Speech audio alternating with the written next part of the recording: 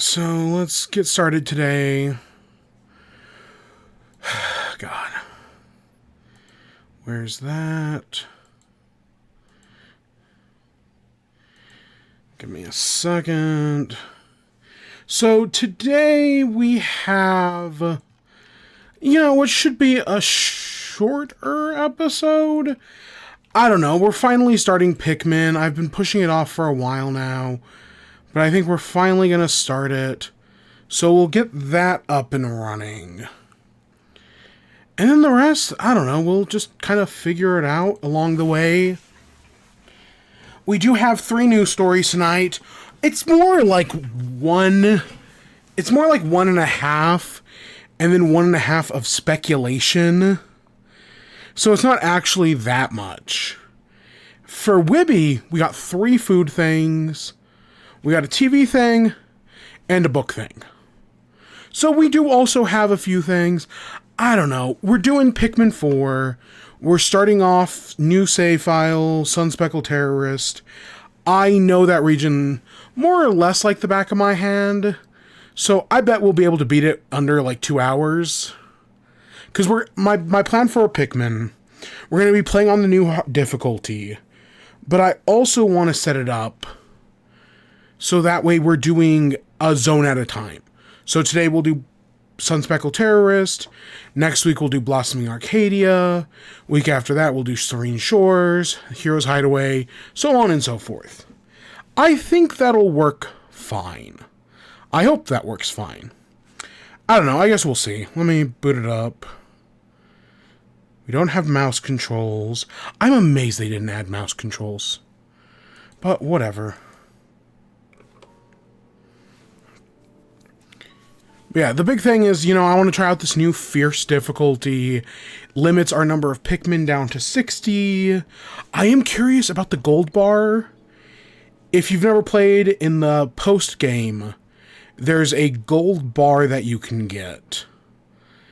And it requires 100 Pikmin. 100 purples. How are they going to do the gold bar in this? Which save file?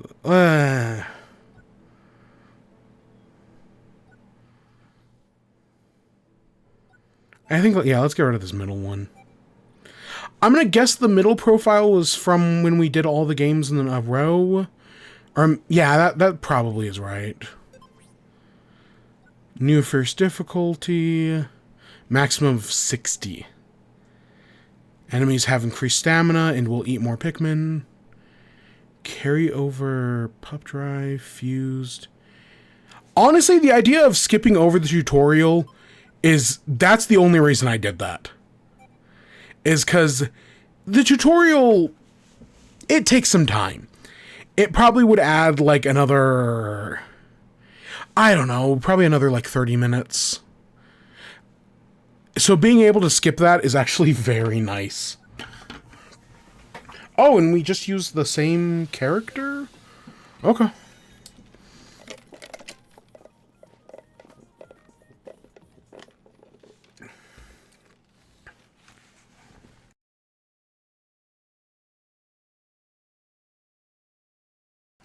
We also got to keep our eye out for decor Pikmin. I know that's another thing. This is not a Switch 2 version. I don't think the load times are any, like... They, in theory, are better. We started off with all the onions.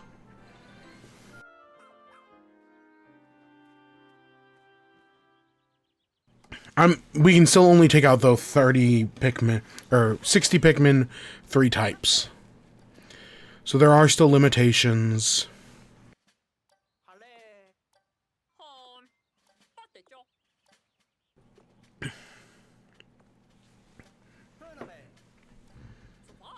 Yes, communications failed.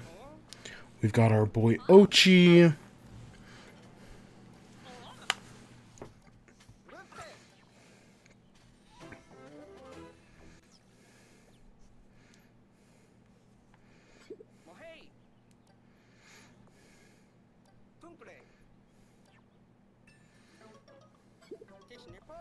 Yes, I know how this works. New photo mode. I'm actually surprised this game didn't launch with a photo mode. For how obsessed Nintendo is with photo modes, it is actually kind of surprising that this didn't have one.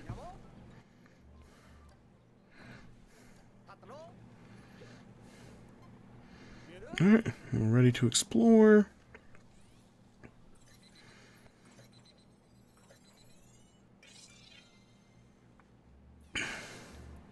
Sun-speckled terrorist. Terrorists? You know what I mean.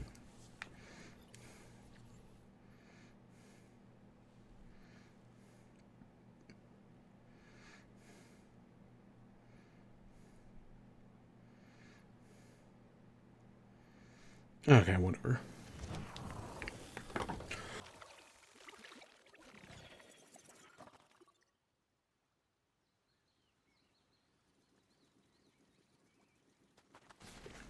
Let's see.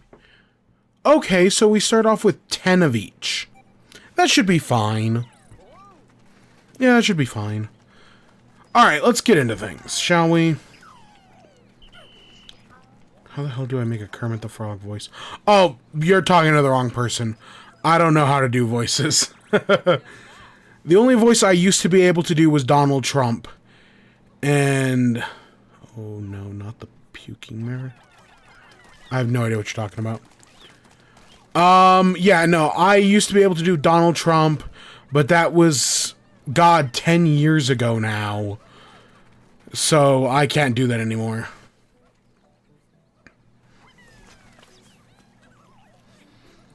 Oh, it autocorrected Pikmin to... and no, I'm not doing the Pikmin marathon ever again. I mean, in theory, I'd be down to do it one day, but if I were to ever do it again, I'd want to learn how to speedrun it.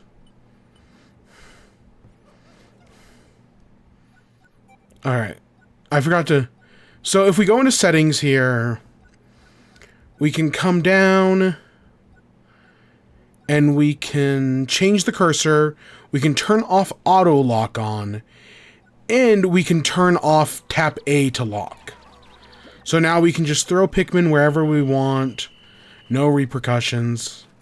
Can I be honest? I did not hate auto lock on as much as other people did. I know some people really hate the auto lock on. It never bothered me. Because I didn't mind Pikmin 3's lock on either. Pikmin 3 had its lock-on system, which this game still has, like, we can still use it. But I didn't mind Pikmin 3's auto lock-on, or, not auto, I didn't mind Pikmin 3's lock-on, and I don't mind this game's auto lock-on. It was never that big of a deal to me. So we're gonna do the playthrough with lock-on off, but I'm not actually really worried about it.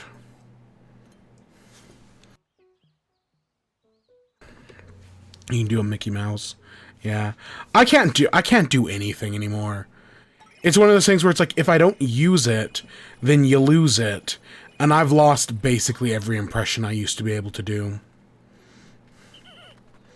I lost my Irish. I lost my girl voice. Not that the girl voice was ever good, but, I at least used to do one.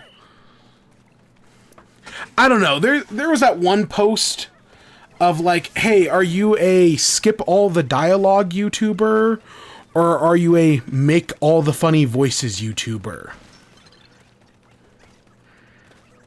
And I was like, oh, I'm one of those make all the funny voices YouTubers, and like, I guess that's cringe now. Sad. Try making a girl voice. Let me... girl voice. Can I do girl voice? Because I am a female, and this is what females sound like. Yeah, that's just bad. Because I am a female, and this is what females sound like. Ochi, go get that thingy majigger. Yeah, I can't do it anymore. I've lost it.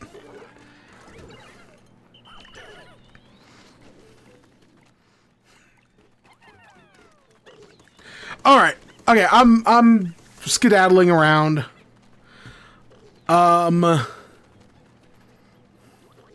We gotta remember to throw Ochi into the water. Boom, now he's gonna learn how to swim. It's thingy-majigger. It's a thing before your time, before you were born. I see the decor Pikmin up there, and I don't know how to get it.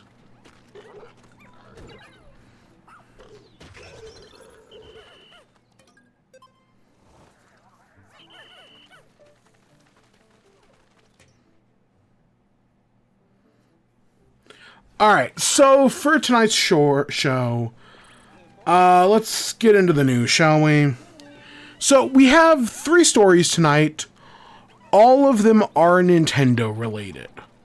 But one of them is Lego related. I know last week we spent a lot of time talking about the Smart Brick, Lego's new invention that, you know, oh, they're redefining play.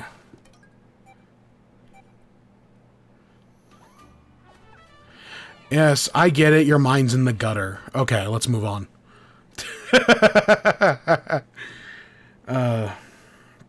Kids these days, so sensitive.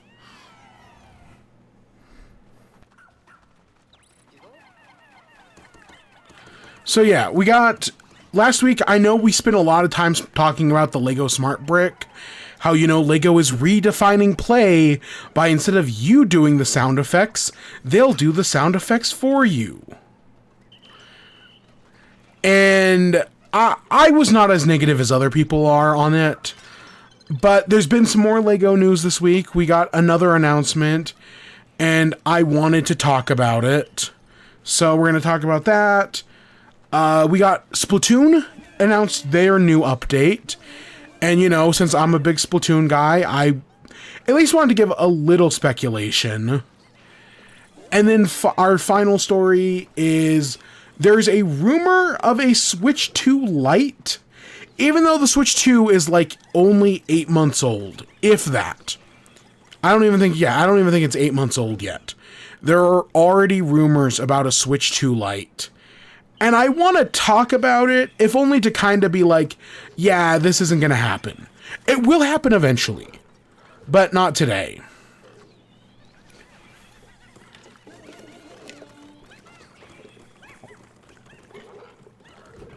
So yeah, with that, I guess let's start with the big one. So we got the reveal of Lego Pokémon. We have known about Lego Pokémon for like almost a year now.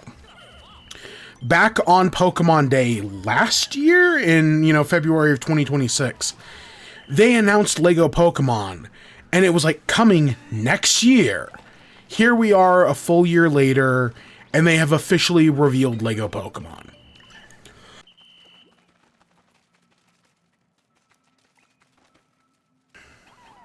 No idea. No idea. I actually hadn't even thought about that. That is a good point. I mean, it's a Switch Lite. It'll just be touch... You just use the touch screen. That's how it'll work.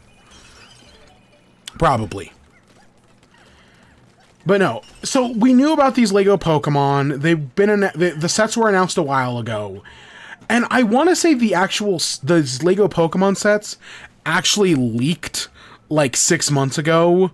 We've known what these Lego Pokemon sets are going to be for a long time now. But only now did they finally get revealed, while at the same time, the next set of Lego Pokemon sets are leaking. Because we talked last week about those. So yeah, Lego leaks all the time. Like, you know, we make fun of the Nintendo Switch 2 for being the most leaked console ever. I mean, a Switch iPad is kind of what the Switch is. Have you looked at some of those eShop games? Those are just iPad baby brain rot games. I didn't even talk about Suicune Planet, which I have played, by the way. Yeah, that's just iPad baby game. But it's got gravity. It's got Mario Galaxy gravity. But yeah, so we got our 3 Lego sets. So when they finally revealed these 3 sets, they revealed them alongside a trailer. Now, the trailer I only was able to find on TikTok. That as well, yeah. The eShop kind of sucks right now. So they put out a trailer for these Lego Pokemon sets. I could only find it on TikTok, but it's of an adult, someone like my age, maybe a little older, seeing the announcement of Lego Pokemon and being like, oh my god, Pokemon are real? The 90s are back? Oh yeah, let's go. And he puts on his 90s nostalgia. He goes out and chats with his friends who are also wearing their 90s clothes. So Pokemon, and I want to say the subtitle is even also for adults. Lego Pokemon also for adults. Because these 3 sets that were announced were very much for adults. And that's actually one of the criticisms I've seen of these sets, is that, Pokemon is a kid's brand, in theory. A lot of adults play it, but Pokemon is in theory a kid's brand. So it's real interesting that all 3 of these sets they've announced are being marketed towards adults. I don't think it's as big of a deal as other people are making it. I think the big thing is that, Pokemon knows adults have money. Kids don't have the money for this. Adults do. And so obviously they're going to market towards the adults. But the other reason why I don't think this whole not being for kids thing is that big of a deal is because we know they're doing kid sets. That admittedly they are smart brick sets, but we know that later on in the summer they're going to be doing kid sets. So that's why I'm not too worried about them only doing 3 adult sets, is because I know it's going to happen later. The normal company says some dumb Mega Blocks. Yeah, in theory, there's nothing wrong with Mega Blocks. I don't know, I just don't buy them.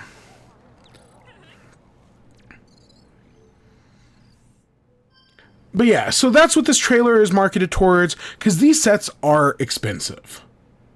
Now, there are some complications with that, and yes, I'm not denying they are not expensive, but I do think there are a few asterisks there. I was looking at something real quick. Yeah. So what are our 3 sets? Our first set is Eevee. Of course, Pokemon's second mascot is Eevee. So it's 587 pieces. It costs $60, and it's just a little Eevee set. It's nothing more complicated than that, just a little brick-built Eevee. Diameters, it's 19 centimeters wide, 21 centimeters tall? I think that's right. So, in the games, Eevee is 30 centimeters tall, so this is just a smaller Eevee, but it's still an Eevee set. I think as sets go, the Eevee one looks cute. So, in the modern day, the standard Lego price-to-piece ratio, which I'm going to say a lot today, is for every 1 piece in a Lego set, it costs about 10 cents. So if a price is 400 pieces, it should cost around $40. Of course, that's not always the case. That hasn't always been the case. There used to be Lego sets that were, the price-to-piece ratio used to be cheaper. So it used to be 5 cents for a piece. But in the modern year of 2026, it's 10 cents a piece. Of course, things like smart bricks throw that off. As we found last week, the smart brick added another $20 to $30 to a set. Popping off for the OG tree. Yeah. So yeah, at, 587 pieces, the price is $60. That is a good price-to-piece ratio. That's, 587, that's 13 pieces off 600, 10 cents a piece. That's a pretty decent price-to-piece ratio. So I do not think that's as bad as, it could be. I think out of all these sets, the Eevee is by far the most affordable. And, if you're going to get any of these sets, yeah, the Eevee's the best one to get. The next one, yeah, as you're saying, is the Pikachu set.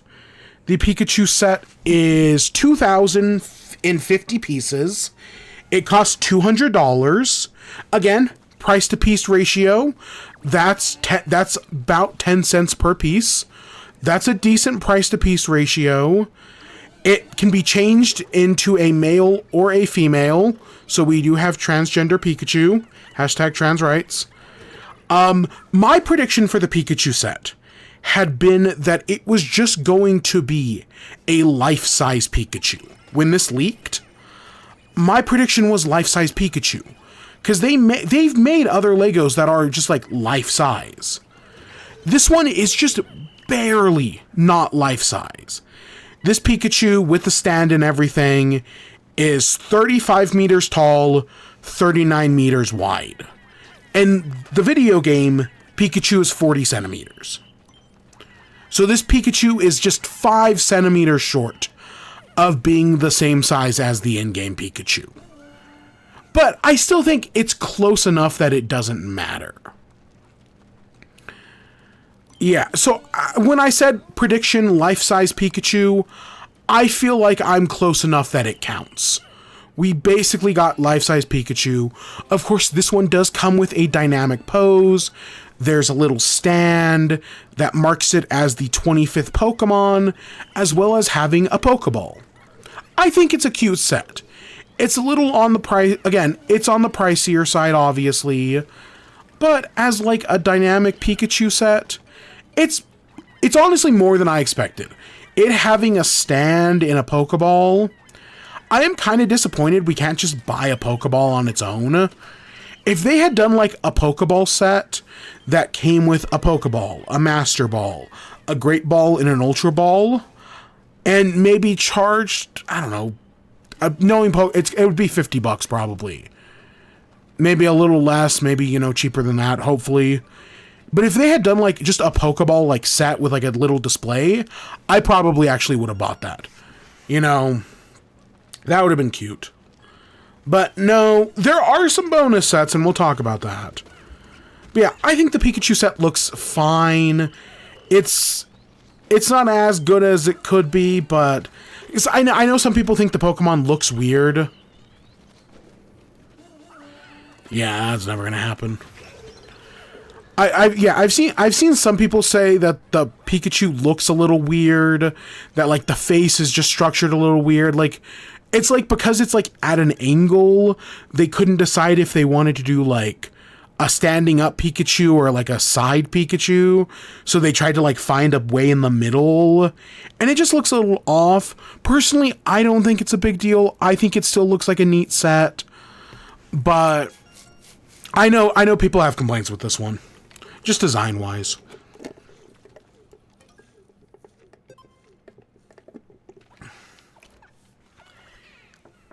And then our final set is our starter trio.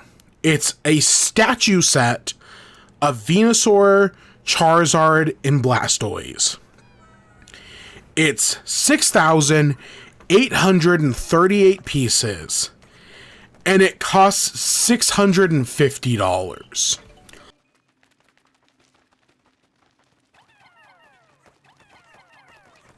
Now, when it comes to price to piece ratio, that's a decent price to piece ratio.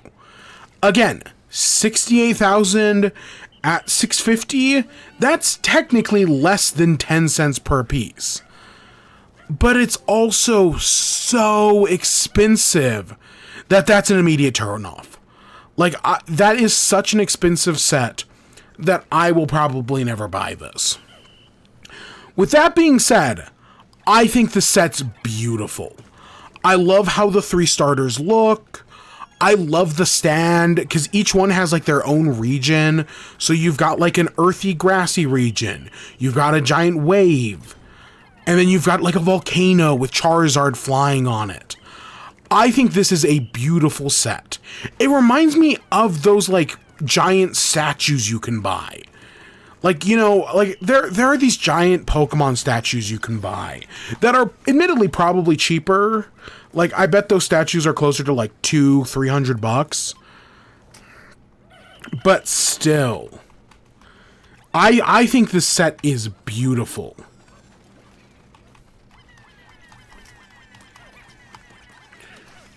Let's see. Oh, okay. Maybe I was wrong. I just looked up a statue and it was $800. Never mind. Maybe these are more expensive than I thought. Yeah, that's $850. Never mind. Yeah, this is one of those, like, statues, you know? Not like a cheap Funko Pop or something like that, but like an actual, like, resin statue that's, like, good quality. It's just, you know, it's fucking expensive. And that's a very valid complaint. Saving up every penny for the next HEB checkout in the UPS parking lot. Yeah, I think this is a beautiful set. Yes, the price is a turnoff, but design-wise, I love this set. I think this set looks amazing. But I see a lot of people mad at this set for the price. And my question is, what did you want instead? Like, for the people who think it's too expensive, did you want them to sell, like, each one individually? So that way, you know, you're paying $200 for a Charizard, $200 for a Venusaur, $200 for a Blastoise. So instead of getting all three, you only just get your favorite. Is that what people wanted? Would that have solved the problem?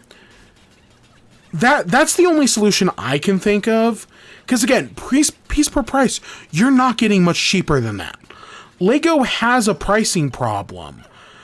But it looks like part of the problem is just that they're putting too much in one set? Maybe? I don't know. The best argument I've seen against this set came from a post where someone was like, I think I saw this on, I think the M&J TV subreddit, where it was, what's more expensive? This $650 Pokemon Lego, or a Switch 2 bundle with Pokemon Legends CA, a copy of Pokemon Shield, a copy of Pokemon Violet, and 1 year of Nintendo Switch Online. Which of those things is more expensive? And yeah, that is a fair argument against this set. The fact that it is so expensive that you can get an entirely brand new console, as well as 3 Pokemon games in Switch Online for the same price. That is a good argument. At least I think it is.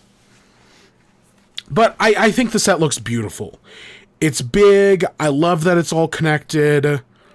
I think this is a great set. Design-wise, this is amazing. Price per piece, this is decent, you know, by modern standards. But it's still just expensive. Like, I guess they're making, what's that one place in Lord of the Rings that is like the giant white city?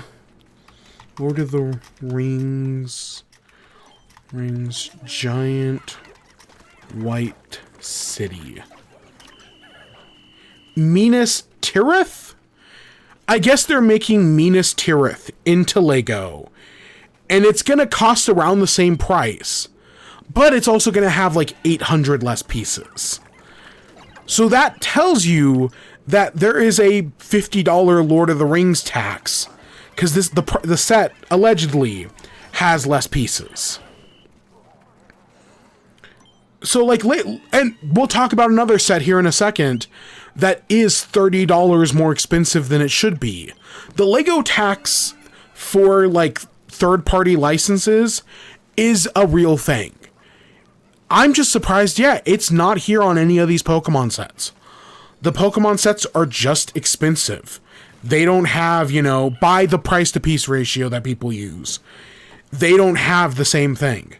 There was another example I saw was on Twitter.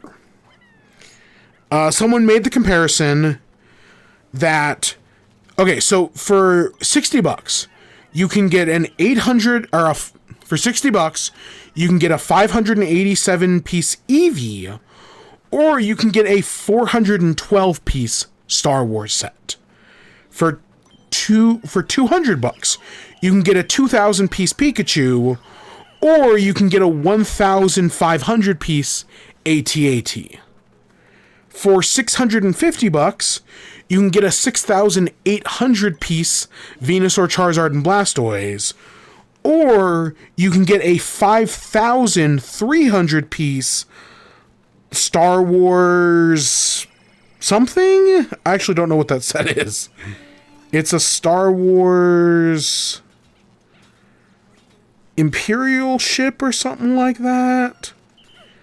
I don't know. It just brings the point that again, for a Star Wars set, you're getting almost 1,500 less pieces for the same price. Because Star Wars has a massive price tag to it. Meanwhile, Pokemon doesn't. Admittedly, some of these sets are probably a little older, but still. I don't think this is a Pokemon thing. Yes, it's expensive. The economy sucks. The president destroyed the economy. Yes, those are real problems. I don't think the set is as bad as everyone's making it out to be. I really don't. I think a lot of people just see that it's expensive and just write it off because it's so expensive when there's so much more going on here. Yes, am I biased? Yes. Will I be buying these sets? No. Do I hope the sets that come out in the summer are a little bit cheaper? Yes. Will they not be cheaper because they feature a smart brick? Also, yes. So we'll just kind of have to wait and see.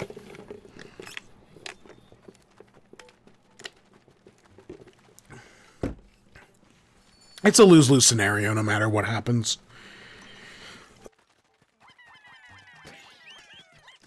So those are not the only sets, because there's a gift with purchase set, and there's a LEGO Insider Rewards set. So, if you buy the Venusaur, Charizard, and Blastoise at LEGO's website, you will also get a gift with purchase set, which is a Kanto region badge collection. So, it is a set that includes all the Kanto badges. And I'm going to be honest, I think this Kanto badge set actually looks pretty cute. If this was just an actual set that I could buy, I would consider actually buying it. I think that's a very cute set. It's just, I don't know, admittedly I had no idea how many pieces it is. I have no idea how expensive it would be. But I actually really like this Kanto badge set. I think it's cute. Okay, you know another argument I've seen against this LEGO Pokemon thing, and it was specifically with these, like, Kanto badges, is that because, you know, people in the Pokemon fandom are so used to scalpers, that anytime some new Pokemon product comes along, anytime there's, like, Pokemon cards, they just get bought by scalpers and then resold for, like, hundreds of dollars. A lot of people think like, oh, these LEGO Pokemon sets are bad because they're going to be bought by scalpers. You can pre-order these sets right now. And as far as I know, you can still pre-order these sets. These have not been bought up by scalpers. Like, I get it. Scalpers fucking suck. But just because there are scalpers in the Pokemon sets doesn't mean there are scalpers here. Okay, so you can pre-order the Eevee, you can pre-order the Pikachu and Pokeball, you cannot pre-order the Charizard, Blastoise, and Charizard, Venusaur, and Blastoise. You might have been able to pre-order it earlier, but at least at the moment you cannot. I know LEGO scalpers do also exist, but LEGO has far less of a scalping problem than Pokemon does.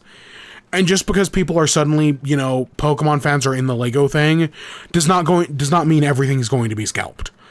I do not feel like writing these products off because scalpers exist is not a valid argument. At least not right now. Maybe it will be in the future, but for the moment it isn't.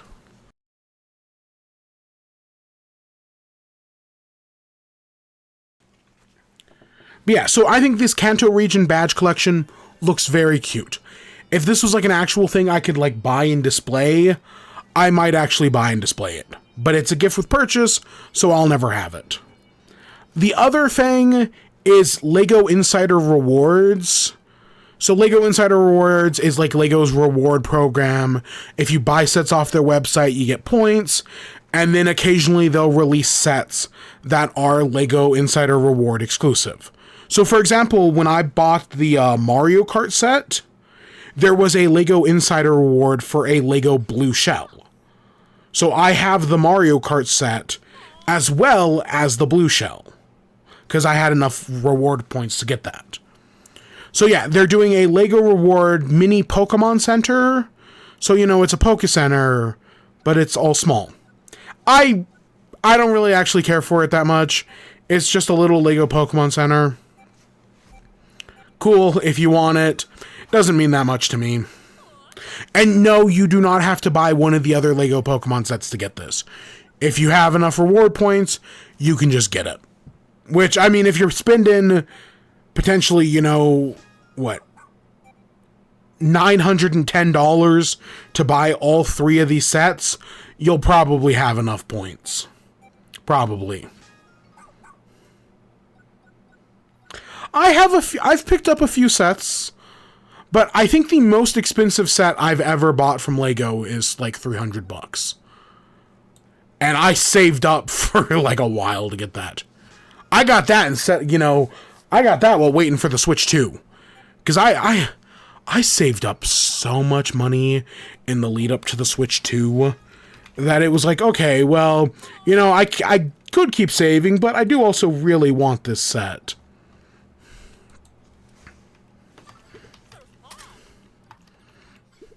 Yeah, the most expensive set I think I've ever bought is $300. And I only have one of them. The next closest set is probably like one of the botanical sets, which I couldn't even tell you what the most expensive botanical set is.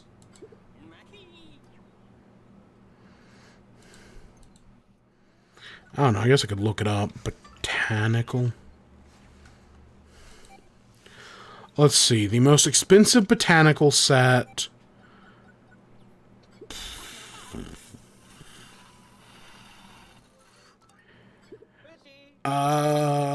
$70? I see $70 on the hibiscus. Yeah, I think that's the... Yep, that looks to be the most expensive one, is $70 for the hibiscus. Oh, the wreath. Okay, there was a $100 Christmas wreath. Okay. So, yeah, I've got one expensive set, and that's about it. But man, do I love that Great Deku Tree. That Great Deku Tree is fantastic. Speaking of which, this week, on top of all these Lego Pokemon, they also announced a new Lego Zelda set. So we are getting a Lego Zelda Ocarina of Time, the final battle. So if you've ever played Ocarina of Time, at the end of the game, you collapse Ganon's castle, Ganon busts out of the wreckage, and then transforms into his pig form. You know, he goes from Ganondorf to Ganon, which is, you know, the giant pig monster. You fight it in Smash Ultimate if you've ever played that. And yeah, they're making that into a Lego set. It has minifigures of Link, Zelda, and Ganondorf, as well as a brick-built Ganon. It's like a diorama set, so it's got like a little like podium, it's got elements of the destroyed castle, it's got the Triforce on it, and yeah, it's like a little diorama. It is 1,000 pieces, a little more, I think it's like 1,005 pieces, but it is $130. We just talked about piece to price ratio. 1,000 piece set should be $100. This is $130. There's a $30 Zelda tax on that. To be fair, the Great Deku Tree, the set I just talked about, was $300. That was 2,500 pieces. That had a $50 Zelda tax. So it's not that Nintendo is immune to the Zelda tax, or, you know, the Lego IP tax. It's just they didn't do it for Pokemon, at least not yet. I just find it interesting. And I've seen a lot more people willing to defend this Zelda set. Even though, again, the price-to-piece ratio is not nearly as good. People are more... I saw a hat guy over from the Escape Pod make a video about, oh, Pokemon set bad, Zelda sets are good. Because even though, you know, the Zelda set's a little more expensive piece to price, it's just a better set? I don't know. I think the Zelda set looks fantastic. I will definitely be buying it. That is 100% my intention at the moment, is to buy this Zelda set. But yeah, I think it's a good looking set. I like the break-built Ganon. People are really obsessed with minifigures for some reason. Can I be honest? I don't get the appeal of minifigs. The Lego T-Rex looks good, but I don't have it. Nah, that doesn't really interest me. But it is a decent looking set. I like the Easter egg of the frog inside of it. I think that's cute. But yeah, people love their minifigures. Like, people really hate that there aren't any Mario minifigures. But yes, the Lego Mario we did get is very weird and kind of ugly. But I don't think it's as big of a deal as people make it out to be. I don't understand the whole appeal of, like, oh, minifigures. Oh, if a set includes a minifigure, it's gonna cost an extra $20 just because it has a minifigure in it. I don't think minifigures are everything they're cracked up to be. But people love their minifigures, man. Maybe that's why I'm a plant guy. You know, I build the Lego Botanicals because I think they're neat. I don't gotta worry about any of that minifigure stuff. Ah, that's good. But yeah, no, I think the Zelda set also looks very good. And unlike the Pokemon one, I will actually be buying it. It's also up for pre-order. The Pig Ganon or the Ganondorf minifigure? There's a difference. The Ganon, I've seen a lot of people say that the Ganondorf minifigure is like the best Lego minifigure they've made in a while. You know, it's got a custom hat for hairpiece. It's got shoulder armor. I know people are really like impressed with it, but I think the Pig Ganon also looks great. Oh, I'm drinking. I've got a red cream soda here. It's amazing. Oh, see, I completely disagree. I think the Pig Ganon looks fantastic. It looks like I expect it to. I do genuinely like that Pig Ganon. I like the swords. It's presumably got a... Hopefully, the one thing I will give the Lego Nintendo sets, the Mario sets included, they don't do stickers. Lego Nintendo sets usually have printed pieces and not stickers. So I don't think this Zelda set will have stickers, which is very nice. Because I hate dealing with stickers. To be fair, I think the Game Boy... Did the Game Boy have any stickers? I think it had 2 stickers for the cartridges. But outside of that, yeah, I don't think of the Lego... I don't know, I'm looking at my Lego Game Boy right now. I think most of the pieces were printed. Pre-built set. Yeah, that would be stupid. It'd be as stupid as making like a little thing that you put on the set that makes the sound effects for you. It'd be as stupid as that. Oh, wait. But no, I think that Lego Zelda set looks so good. Yeah, I'm just looking at it right now. I think it looks fantastic. Oh, there's like a little video. Oh, it's got the Megaton hammer on the back? Oh, that's cool. I didn't know that. Yeah, no, I love this Lego Zelda set. It's exactly what I wanted it to look like. Oh, I have both of them, actually. I got the Lego Game Boy, which I can look at right now. And then I do also have the Lego NES. And that one was also... That one cost... Originally, I think also cost like $300. But I was able to get it on sale. That's the only reason I have the Lego NES, is because I was able to get it on sale right before they discontinued it. But yeah, I do have the NES, and I wouldn't mind if they made more Nintendo things. Give me Lego Super Nintendo, Lego Nintendo Switch, Lego Virtual Boy. Fuck it, sure, why not? Lego Porsche. No, I'm all aboard Nintendo Legos.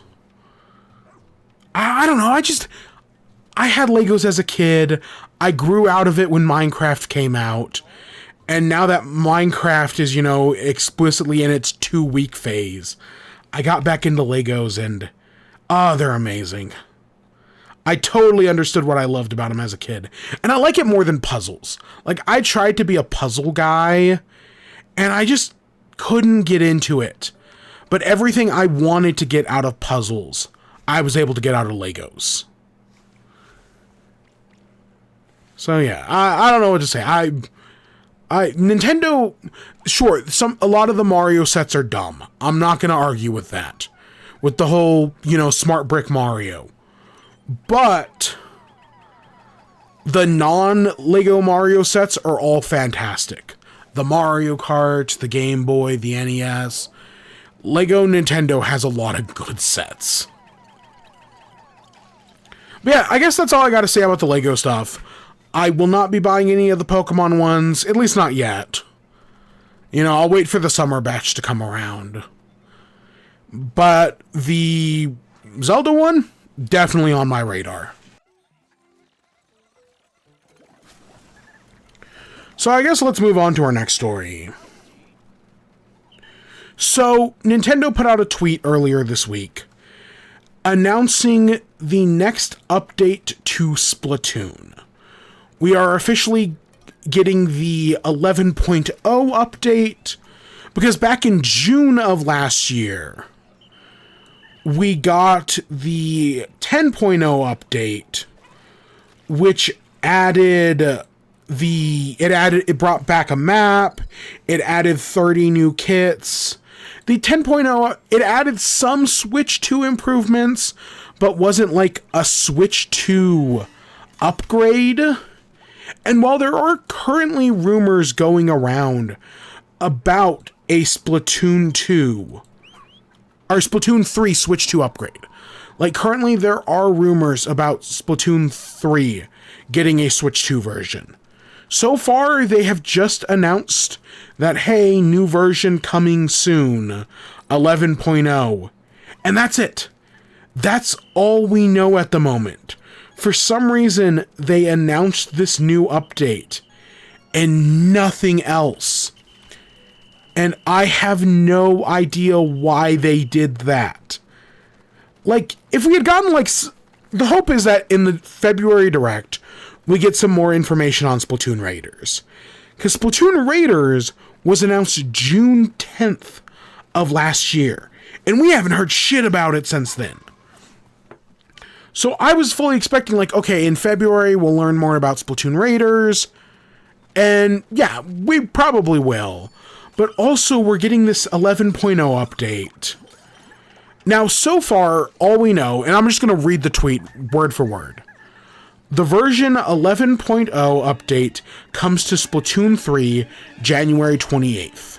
In addition to gameplay balance adjustments, some exciting modifications to the battle system will be added as well. Research continues and will share more details closer to the release date. So what the fuck does that mean? Obviously, balance changes make sense. Oh yeah, we talked about that a while ago. Yeah, they're now 1.26 or whatever. It's kind of dumb. I don't know. Now that Hytale's out, I'm just expecting them to, panic and release Minecraft 2. But yeah, so what does this tweet mean? Balance changes are exactly what we expect. Balance adjustments. That happens every patch. But some exciting modifications to the battle system. What does that mean? So, there are multiple possibilities for this. Again, I said 1.5 stories and 1.5 speculation. This is our half speculation here. What does battle system, modifications of the battle system? Now, the most obvious and easy explanation to this is they're adding mouse controls. That for some, even though, the Switch's whole gimmick is mouse controls, for some reason, they didn't do a Switch 2 version of Splatoon and add mouse controls. Even though it seems like such an obvious thing, they didn't do it. And so maybe the reason why they didn't officially announce it here is because there was a rumor like 2 weeks ago that they were going to announce Splatoon 3 Switch 2 edition. Maybe the reason they didn't say anything is because this is Splatoon 3 Switch 2 edition, and it's going to have mouse controls. I mean, that does change the battle system. That is an obvious change. So I do think that is totally possible. That this is nothing more complicated than mouse controls. Why the fuck they announced this now, I have no idea. Like, they're going to announce the update. They could just wait another week.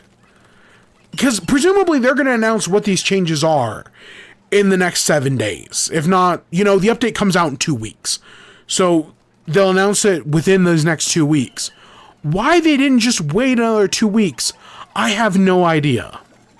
Bro, I hate game drops. I mix the big annual updates because I have a lot of stuff in one update and the drops are too often, especially for modded players. So wait for that. Yeah, to be fair, mods are getting better now that they've fully released the game's code. It's easier to update mods than it used to be. But yeah, I understand that problem. I don't know. I just don't play Minecraft that much anymore. You have your 2-week Minecraft phase, and then that's kind of it. I don't play Minecraft enough to be like, oh, well, they broke everything.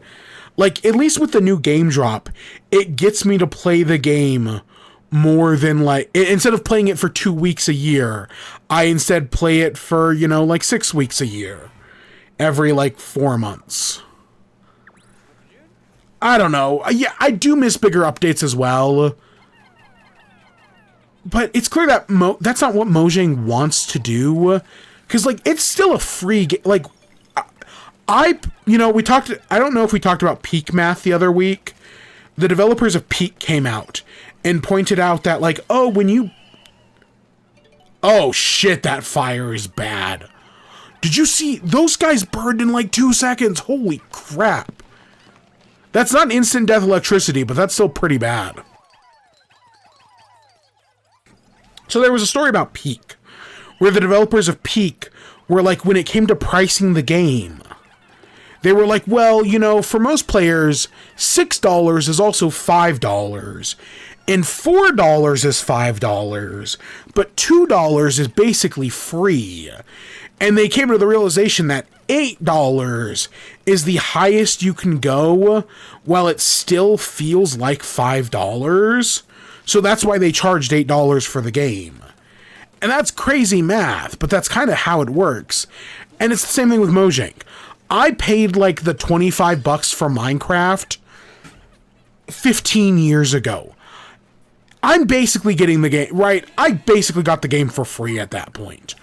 It has been so long, and I have gotten so many thousands of hours from it. I basically got the game for free. And they're continuing to put out free updates for the game. Yes, do I want an end update? Of course I do. Do I want them to, expand the system some more? That'd be very nice. But also, these are all free updates.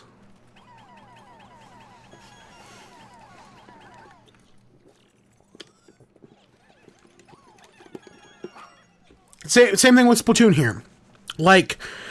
Usually... In Splatoon 2, we got third kits. Which is why it was okay, well, it finally made sense back in June when they announced third kits. Now, the one thing this tweet does not say, that I guess the European changes... What are games that charge for updates? Well, to be fair, the only games that I can think of that do that are freemium games. In freemium games, while they don't charge for updates, they add in a bunch of content that you can pay money for to get. So like whenever Fortnite does a big season, they drop a bunch of new skins in a battle pass that you can pay money for.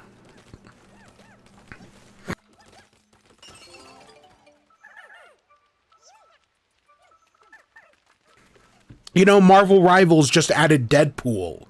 And while he's a free character, any of the skins you buy for him or any other character costs real money. So that's how they make up that price. Because sure, there are some players who will never spend any money, like myself, and there are other players who will buy every skin ever made in the game. They're called whales. Yeah. So yeah, it's Minecraft. In some ways, Minecraft wants to be a freemium game. Like they keep pushing the marketplace, but I'll never spend money on Minecraft. I got the game for free 25 years ago. At least that's how it feels, and I have no intention on spending money on it anytime soon.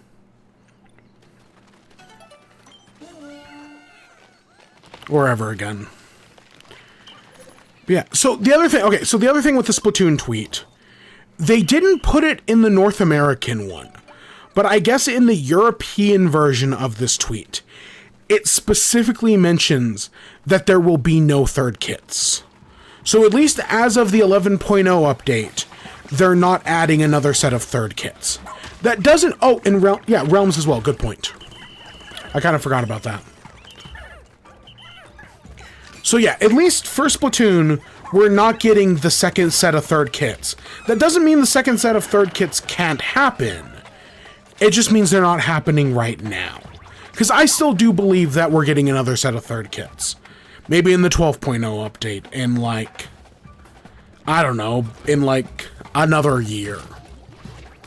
But yeah, battle changes. The only thing I can think of is mouse controls. Because, like, they're not going to add a new mode. As much as I'd love to see the 8-ball get added to the game, I don't think they're going to add the 8-ball. As much as could you imagine, like, they add, like, hey, the Booyah bombs are in every course. Or maybe they're going to change Splatfests finally. No, I don't think they're going to make any of those changes. I'm not going to say thank you for... Okay, thank you. Didn't I say that? Whatever. You are right. You are right. There you go. You win. Is that what you wanted? Is that what you wanted?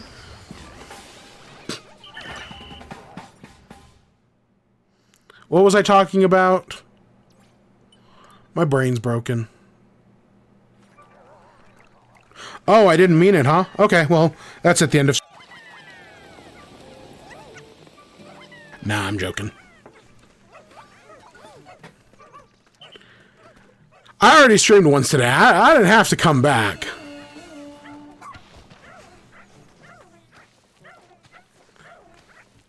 You're pushing your luck, kid.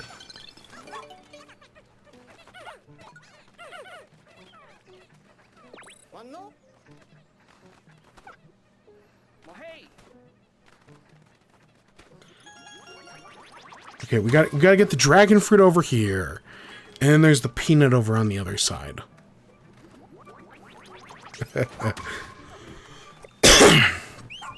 So yes, I am very excited for Splatoon update. But my guess is it's just going to be the Switch 2 edition. It's weird that it hasn't already come out. But to be fair, they just put out the Animal Crossing one. And Animal Crossing is like the third best-selling game on Switch. Them doing, a big Splatoon update a year later makes sense. Because it's clear Nintendo still wants to do these updates. Like, Nintendo's willing to, take their time. I don't know, I was reading a story a while ago about how, I guess, Donkey Kong Bonanza was completed a full year before the game came out. Like, Nintendo finished Donkey Kong Bonanza in 2024 and then sat on it for a year, just waiting for the Switch 2 version to come out. So the idea of them, you know, finishing the Splatoon thing and then waiting a full year for it to come out. Yeah, I can believe that.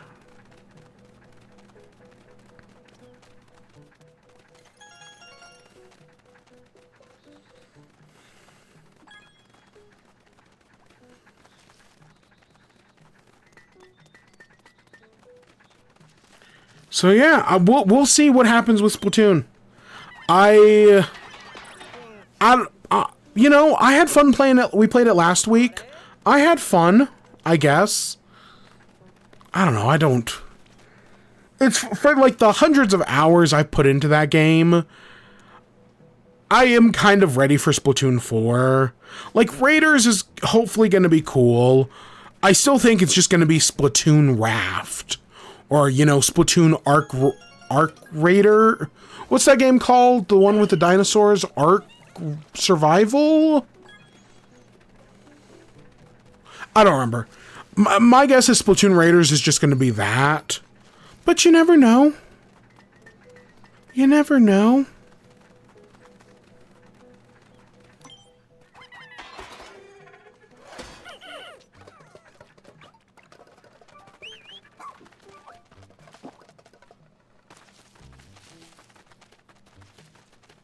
So yeah, I guess that's all for that. Our final story is, again, continuing on with speculation. So it came out this week that, so this was found by a user called Sky over on Blue Sky. Hypixel? Is Hypixel fun? I see a lot of people talking about it. Is it fun? Is it, like, actually good?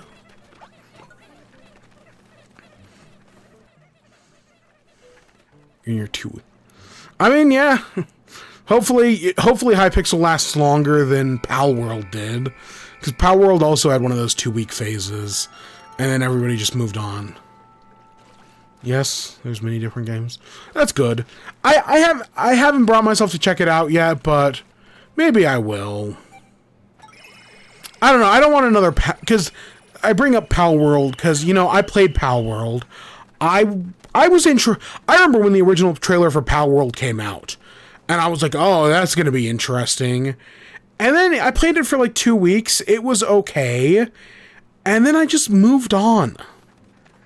You know, there was other stuff to do. And so I don't want, you know, Hypixel to just be that again.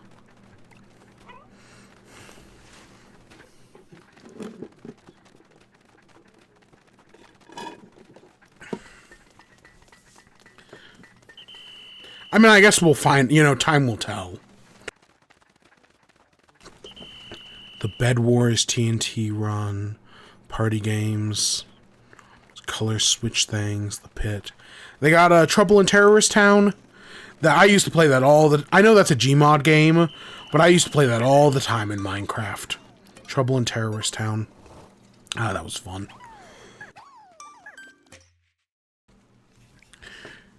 Alright. So, Switch 2 came out, you know, so a user on Blue Sky named Sky on the Switch 2 account portal, which is where you can, like, see your Switches, register Switches.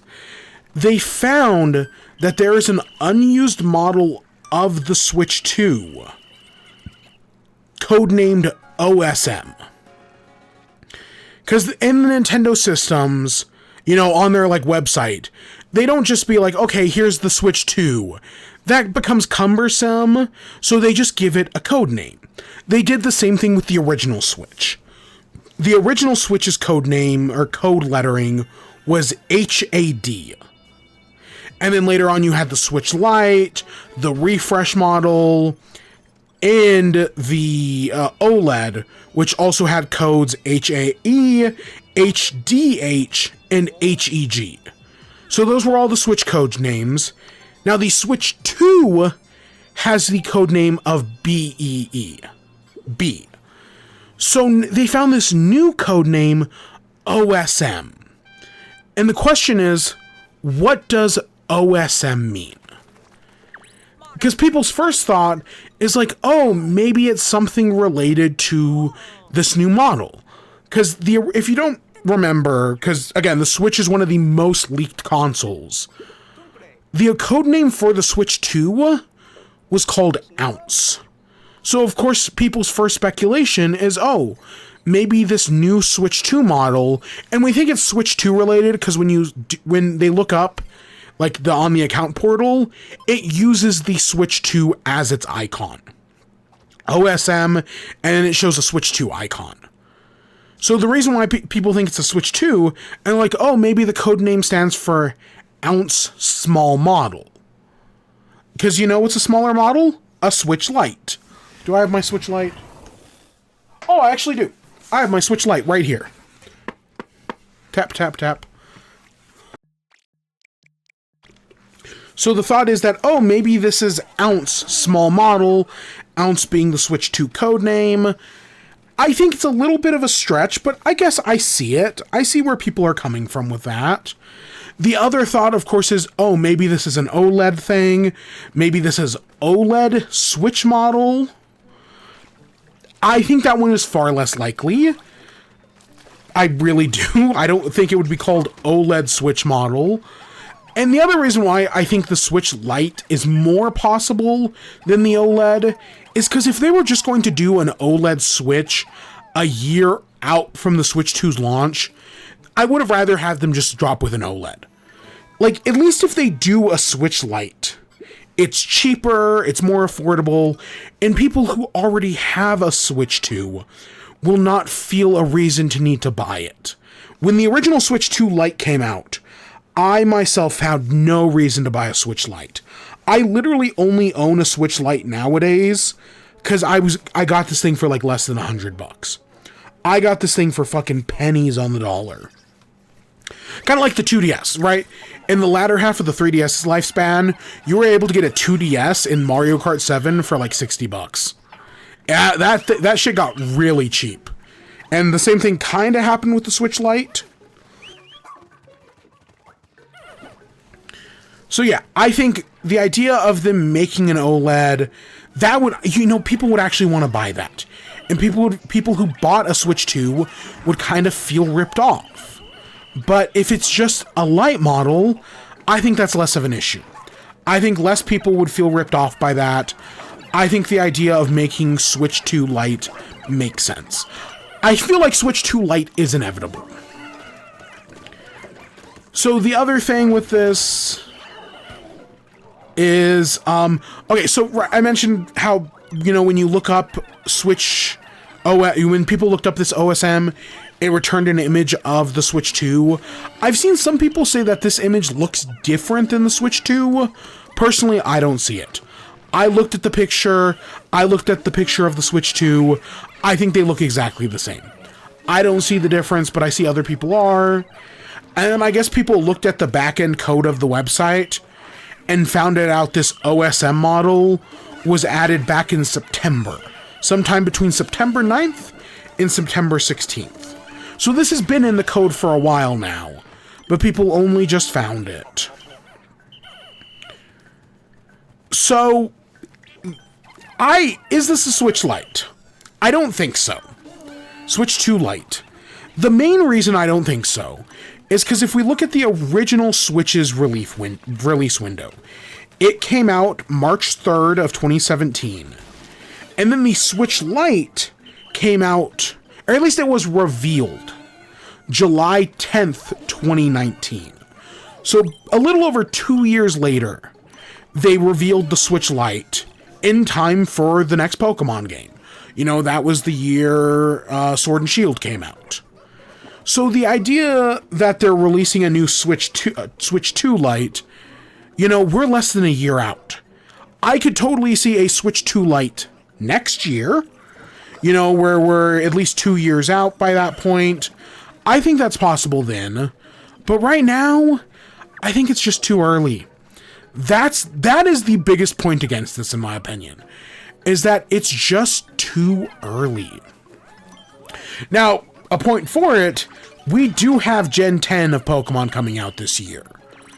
It's not been confirmed yet, but it's Pokemon's 30th anniversary. We all know Gen 10 is coming this year. If they make a cheaper model of the Switch 2 just for kids who want to play Gen 10, they could do that. Because traditionally, there is a new console for every Pokemon game. Every time a new Pokemon game comes out, a new console comes out. The 2DS was the same thing. I want to say, was the 2DS the same year as X and Y? Let me see. X and Y was, I think, 2013. Nintendo 2DS. The 2DS was 2013. Pokemon X and Y was 2013. Every time there is a new Pokemon generation, Nintendo releases a new console. Or just every new Pokemon game. Technically, for the Switch 2, we had Legend ZA. So I could see the argument that, oh, well, we're getting Gen 10 this year, they have to release a new Switch. Now, I don't think that's universally true. I'm sure I'm missing a year in there somewheres. But it really does feel like every time there's a new Pokemon game, there's also a new Nintendo console. Like, even things like Ultra Sun and Ultra Moon had the new Nintendo 2DS. It's just kind of the thing. I think Scarlet and Violet specifically breaks it. Scarlet and Violet was later on into the Switch's lifespan, and by that point, you know, the OLED had already been out for like a year.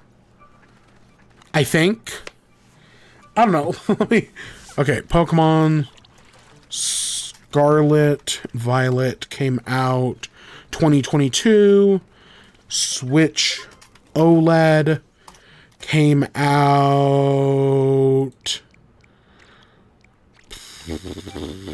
Come on. Give me a date here. Come on, give me a date. It just keeps going on about specs. I don't care about specs. OLED. Just go to Wikipedia. So the OLED came out a year before. Okay, I figured as much. So, like, the math doesn't perfectly math, but it maths better than you think it does. So other arguments against this, I saw someone on Twitter, I think they were Mike Odyssey. They said that OSM is not a model code, but it instead stands for on-screen menu or on-screen manager. That, to directly quote from them, in software design, an on-screen manager, OSM, or on-screen manager refers to the graphical user interface, GUI, that overlays the main experience. That makes sense. I think that is a logical counterpoint against this. My only point countering that is why then is, if you look on the graphical interface, is one of the code options OSM? Like, I would understand if there were other code issues, like if you were to type in like a different code and it spat back like maybe a Switch OLED, or if you typed in a different code and it spat back an original Switch or something. Like if there were other codes that did certain things, but the fact that it's only this one code, it was only added in September, like if the code had always been there, that'd be fine. But it was added in September, it only does the Switch 2. Like, there's just a lot of weird things. It's specifically labeled as hardware. Like, if OSM was, like, its own category or something, I'd get it. But the fact that it's specifically like, oh, this is OSM hardware. It's just a lot of weird things. Like, I still think what Mike Odyssey here is saying makes sense, that it's on-screen menu or on-screen manager. I think that's a logical conclusion to come to. I just think it's kind of weird. And then the final counterpoint is, of course, the name thing. When it came to the original model of the Switch, you know, they all shared a name. HAE, HAD, HDH, HEG.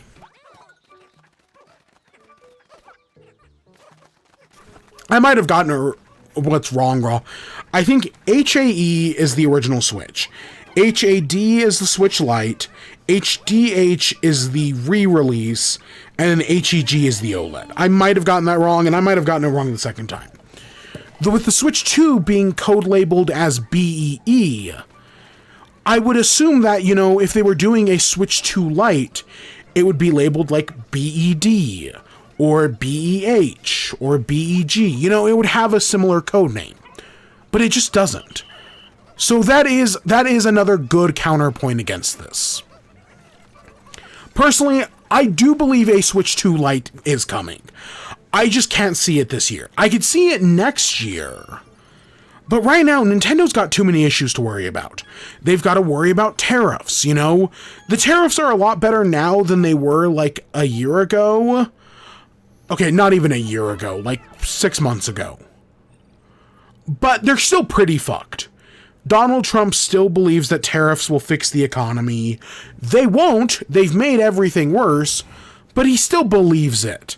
And, you know, everyone is 12. As long as you believe something is true, according to the president, that makes it true. That's why we're going to war with Greenland or whatever the fuck. But the other thing is the RAM problem. I don't know if you've been paying attention to this AI stuff, but currently AI is eating up all the RAM in the world. And so companies like PlayStation, Xbox, Nintendo, Nvidia can't afford RAM at the moment because, you know, the companies that make RAM are only selling to AI, and that's created massive problems. And so Nintendo Switch 2 will probably increase in price within the next 6 months to the year because RAM has just gotten so expensive. People can't afford RAM. It's a real, genuine problem that the entire industry is dealing with because the AI bubble is just getting bigger and bigger. And it doesn't look like it's going to be solved anytime soon.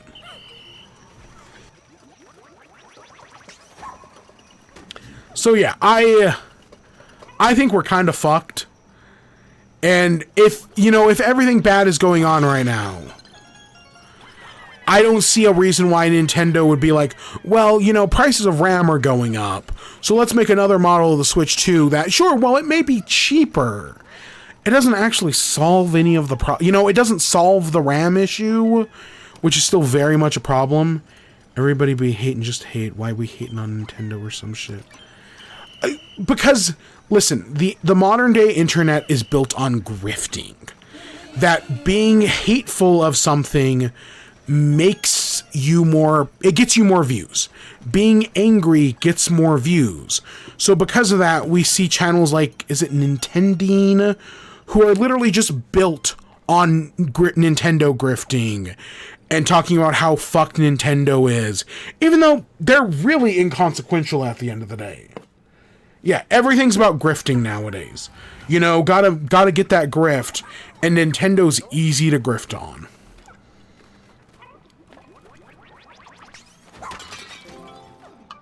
Yeah, it always does. Copper, RAM. It used to be graphics cards. Back when Bitcoins were big, people were buying up all the graphics cards to mine Bitcoin. And now that Bitcoin has not collapsed, but it's not doing as well as it used to be, you know, that's not as big of a deal. Instead, AI uses all of it. It uses RAM, it uses graphics cards, it uses every PC part. It sucks. AI is a bubble waiting to burst. And there's a part of me that's just like, burst already, so that way we can start, you know, fixing shit. Like, nothing can get better until the bubble bursts. But it's clear the bubble's not going to burst anytime soon. There's mega corporations buying out all the RAM for AI. It just tanks the economy, crashes, and the Depression sequel. That's going to happen. Listen, we're at a point where I don't think it's a matter of if that's going to happen. It's a matter of when it's going to happen. Like, we're just kind of all waiting. And there's a part of me that's just like, get it over with. Crash the economy sooner. So that way we can start fixing it. Because we can't fix it until it crashes. And the longer we wait for it to crash, the worse things are going to get.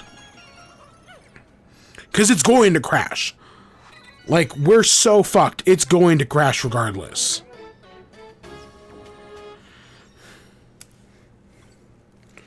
It's just a matter of when.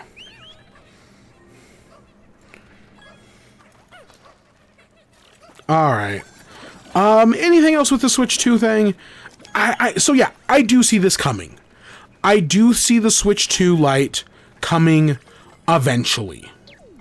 I don't think it's going to be this year. I think this year is way too early. I could totally see next year. I could see the year after that. But I don't think it's going to be this year.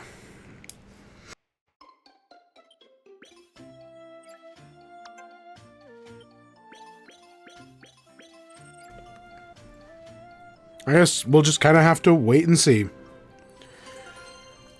So I guess that takes us into WIBE.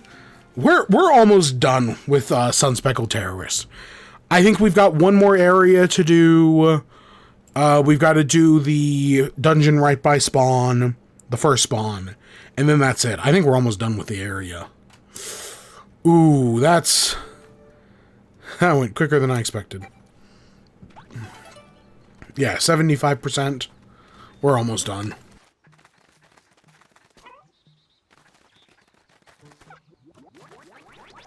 Alright, so for WIBE, we got 3 food things. We got to talk about Percy Jackson. And then I do have a book. You know, last week we talked about, just not a hero. I'm not a hero. Something about not being a hero. This week I did listen to its sequel, which is called So Not a Hero, or the original was called So Not a Hero, and its sequel is called Some Kind of Hero. And I did listen to that audiobook. I finished it, so we do have to talk about it, or at least I'm going to talk about it. And yeah, that's basically it.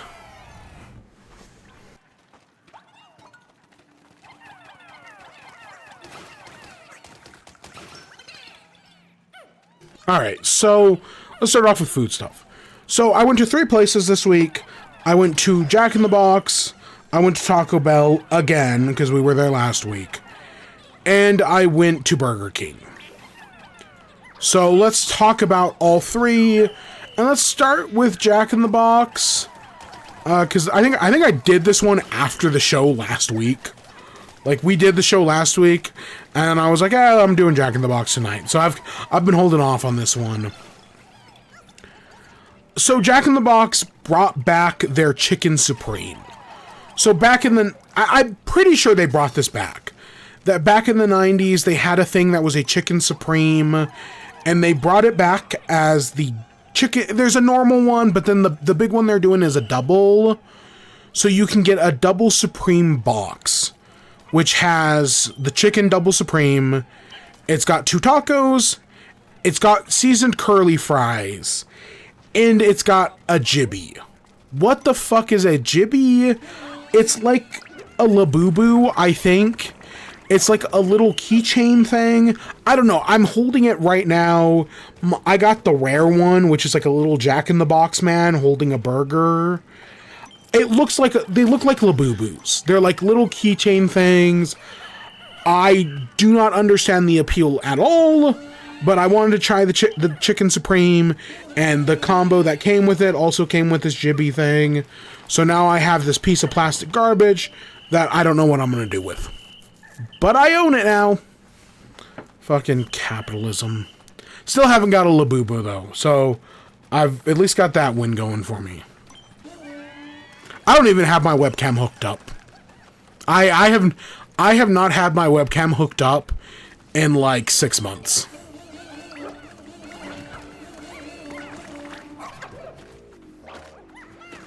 You can Google it. It's, I don't, what the fuck is a, I'm assuming if I just Google jibby, it's gonna be like, oh yeah, these are,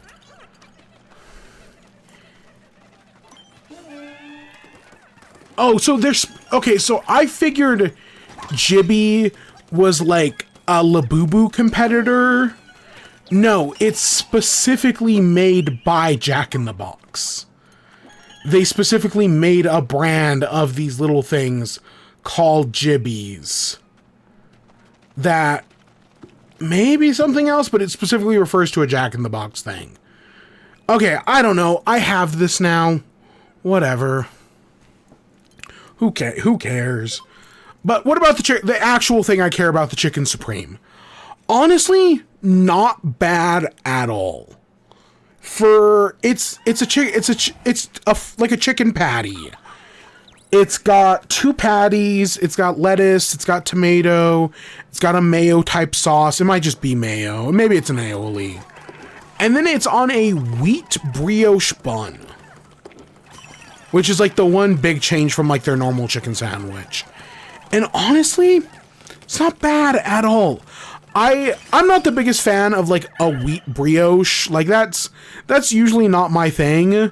I actually think it complements the sandwich very well. Like, I think it was a decent addition. Yeah, no, not a bad sandwich. I've definitely had worse chicken sandwiches. I've probably even had worse from Jack in the Box. But yeah, this double chicken supreme, not bad at all. I'm pretty sure, I don't know how much it is on its own. I want to say the combo with, you know, tacos and curly fries and Jibby. God, I'm thinking Gibby. I want to say it was like 13 bucks. Again, Jack in the Box ain't cheap anymore. They used to be the cheap fast food, and then after COVID, they decided, fuck that, let's be, you know, more expensive. And that's kind of where we are. 13 bucks is a lot. But it was not a bad sandwich. It was not at all. It's better than whatever the last time we talked about Jack in the Box. I think the last time we talked about them, I was pretty disappointed. Because I unplugged it to plug in something else. You know, I only have like so many USB slots, and I had to plug something else in. So I unplugged the webcam, and yeah. I literally just have it sitting behind my computer. Literally just sitting there, you know, not plugged in. Yeah. I got the Switch 2 webcam. I can plug it into my Switch 2 because it is a USB-C. I could use it on that. I can open up a game chat. I'm joking.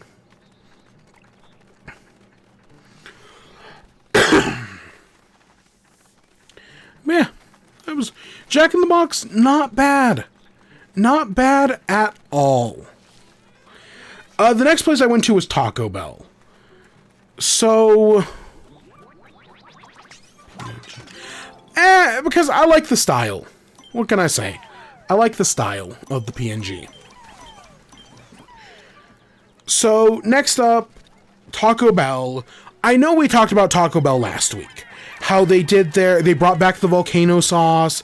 It's technically not the lava sauce. I still thought it was fine. Well, even though they just did a new menu item last week, they launched their new Luxe value menu, or at least added some new menu items to it. So we have 4 different Taco Bell items to talk about. And honestly, Taco Bell's on a roll right now. The volcano sauce, while it's not as good as the lava sauce, it's still pretty good. And these new Luxe value menu items are also pretty good. We have a beefy potato loaded griller. This is a classic Taco Bell menu item. You know, it's a beefy griller, but it's got potatoes in it. People really love this thing. And yeah, it's cool that they brought it back, and it's still pretty good. Yeah, if you like the idea of the beefy potato griller, still as good as it used to be. So I think they did a good job with that. I also did get one with volcano. I got 2. I got a normal one and then one with volcano sauce. Yeah, the volcano sauce was a good addition to it. It added to it. They have a new mini taco salad. So if you've ever seen like a taco salad in like a tortilla shell bowl, imagine one like that, but it's like, I don't even know what's a good comparison. It can like fit in the palm of your hand, like it's pretty small, but honestly, it tasted pretty good. For a Taco Bell taco salad, I was expecting much worse than I actually got. It was pretty decent. It's not very big. It's very much like snack sized. I think it was like $2 or $3, but it was not bad at all. I was expecting it to be worse than it actually was. No, but I think it makes for an interesting topic on the show. That's literally it, as I think it makes for an interesting topic on the show. So I go out, I go out of my way to stay informed and check out the new stuff. Oh God, we'll talk about that. I should have put that in the news. The big arch. For like the past year, I've been on McDonald's case about their big arch burger. That, they launched it in Europe, they launched it in Japan, they launched it in Canada, and they were like, in 2025, we're gonna bring the big arch burger to America. And then that didn't happen. But this week, McDonald's put out a statement that was like, the big arch burger, March 3rd. It's coming to the United States. So, finally, we have a date. Is it gonna be as good as everybody says it is? Probably not, because it is the American version. And McDonald's skimps out on the Americans, as they always have done. But we finally have a date. So yeah, mini taco salad was pretty good. I want to try burger and ketchup nuggets. It's like those ketchup stuffed fries from Steven Universe. Was it? I don't remember. But yeah, so mini taco salad was pretty good. I would actually, as someone who doesn't think very highly of taco salad, I actually was pretty impressed with it. I could see myself getting it again. Another thing I liked, they have chips and new Nacho Supreme dip. So the Nacho Supreme dip is not like new ingredients. It's just like the cheese, how they sell like the cheese cup, like a cheese dip? It's a cheese cup, but it also has beef, beans, sour cream, and pico de gallo. But, it's in like a slightly bigger cup. It comes with like one of those little bag of chips. If I had one problem with this, I don't think they give you enough chips. Like, this is supposed to be nacho dip. And there's just not enough chips to go along with it. But with that being said, I actually think it tasted really good. It's like, my problem with nachos is that when you get nachos, some nachos will have a lot of stuff on it. You'll get a good chunk of cheese and meat and beans. And then other nachos will have like barely anything on them. Or, you'll just get like chips with no cheese. And it's always kind of disappointing. A nacho cheese dip allows you to know, like, okay, well, I'm going to scoop the chips. And I get to choose how much of the nacho toppings I put in it. That actually works really well. It works better than you think it would. And I was kind of impressed with the Nacho Supreme dip. I thought it was very filling. For just nacho cheese dip and like a mini taco salad, I actually felt pretty full.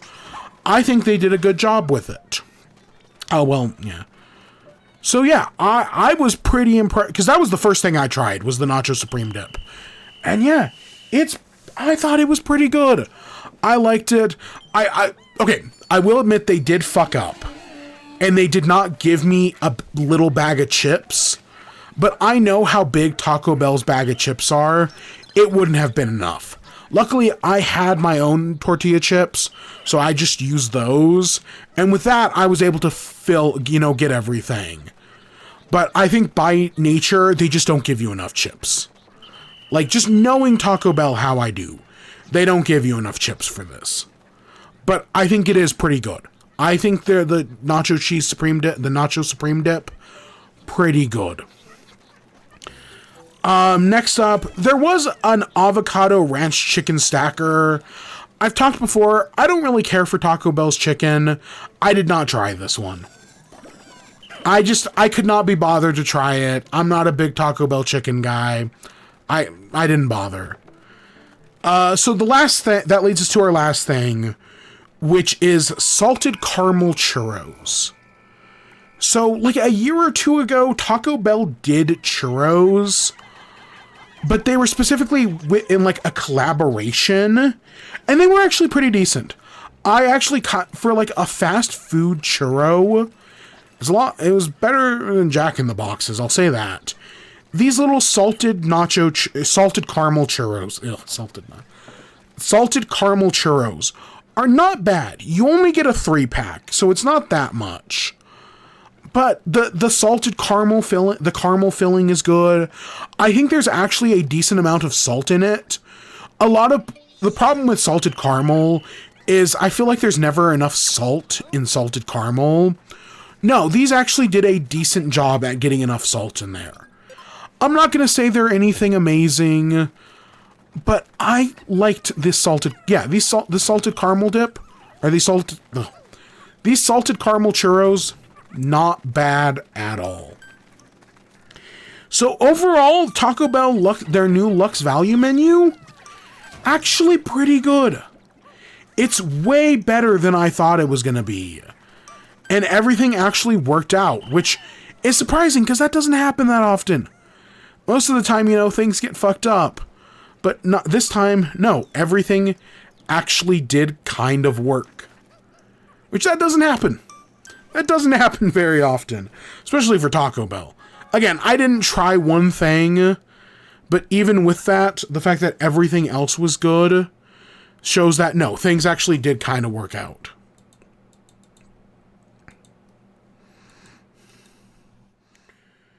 Alright, so we finished the Sun-Speckled Terrorists. So we're going to go into the Blossoming Arcadia. But before we do that, I have to pee real quick. So I'm going to go pee, then we'll do like a day in Blossoming Arcadia, and we'll probably call it. Alright, give me a second. Yeah, we'll do all that later. Alright, I will be right back.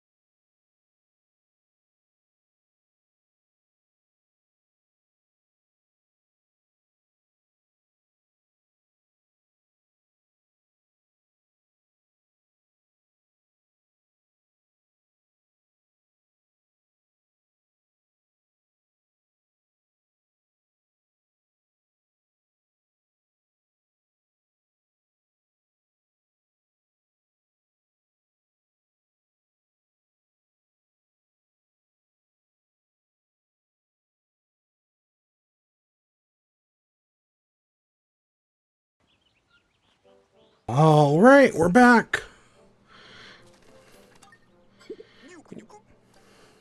So we'll head into Blossoming Arcadia. We'll do like a day or something. And we'll pick it up from there next time. But we 100%ed Area 1.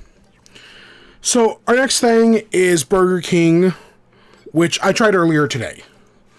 So Burger King's new thing is the Ultimate Steakhouse Whopper.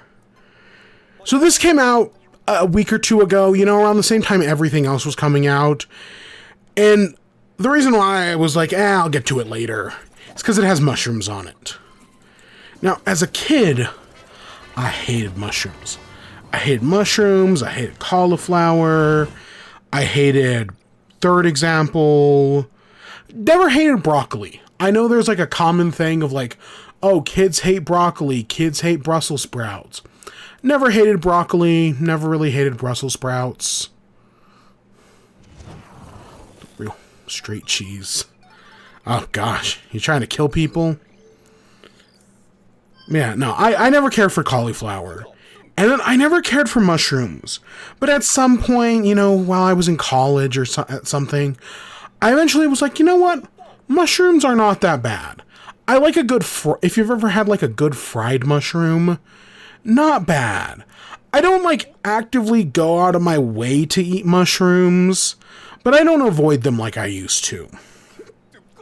So when I saw like, okay, mushroom Whopper, I was like, I'll get around to it. And today, you know, after we did Animal Crossing this morning, I was like, yeah, sure, I'll get around to it today. Why not? So this is a Whopper. It's got Swiss cheese, it's got bacon, it's got onion rings, and then it has mushrooms on it. And yeah, as it goes, you can definitely taste the mushroom, but I wouldn't say the mushroom is like overpowering. I don't think the mushroom like ruins anything. Because there was one burger we tried where it also had, it might have also been from Burger King. And like at a certain point I was just like, this is too many mushrooms. I'm kind of over it. I did not have that problem here. I also do feel like, you know, the Swiss cheese, the bacon, and the onion rings do help with that. Yes, but yeah, sure, let's go with yes. I'm mostly an audiobook and podcast guy, but, you know, I used to listen to pop music. I feel very out of touch with modern day pop music. I'm talking the past, like, year or two. But outside of that, yeah.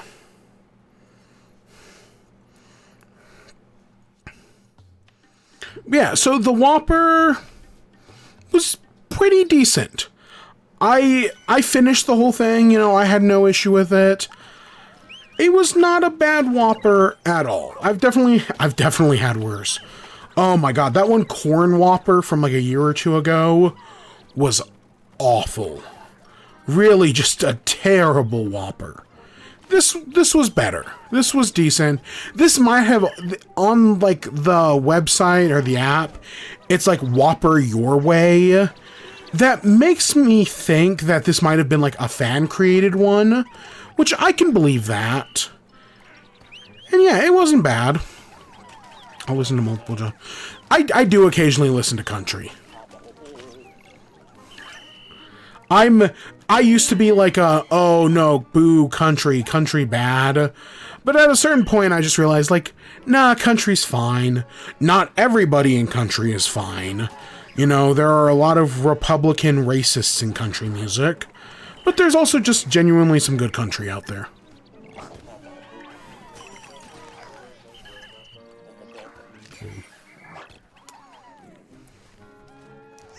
Yeah. The other thing Burger King had, which I was curious to try, they have an apple pie. Now, this is not... If you've had a McDonald's apple pie, you know, they used to be fried and now they're baked. The Burger King apple pie is fried. Kind of like the Whataburger one, if you've ever had that. And honestly, it was pretty good. You know, it's fried apple pie. Fried apple pie is just inherently good. So yes, this was just inherently good. I did enjoy the Burger King apple pie. Oh, I didn't mention the Jack in the Box thing had a sugar cookie. They're doing Jack in the Box sugar cookies. Not terrible. Yes, that is true. Not every Republican is racist. But almost every racist I've ever met or seen online was Republican. Admittedly, that's not always true. You know, there are definitely liberal racists. I don't know if you've been keeping up with... I have not watched the show. But there's, I guess on like HBO Max, there's like this hockey show with, it's about like a gay couple in hockey. And I've heard it's good. But I guess it's being co-opted by white women who are like, yeah, this show about gay people is not made for gay people. It's made for white women. And, like, it's just a bunch of, like, white women being homophobic, claiming this gay show is, like, made for them. And it's just like, what the fuck, white people? Man, white women are the worst sometimes.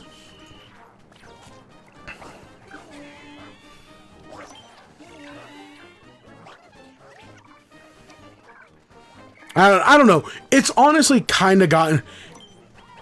It's gotten to the point where it's like the more I hear about the show, the more I'm kind of interested in it.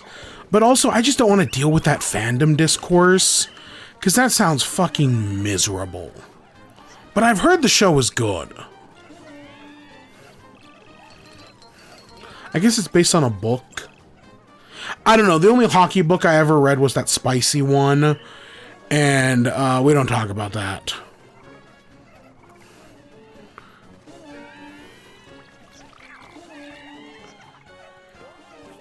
Yeah, no, Burger King apple pie. You know, the apple pie is exactly what I expected it to be. Tastes exactly like I wanted it to. It was good. Conservatives and progressives and radicals. I think progressives are shits.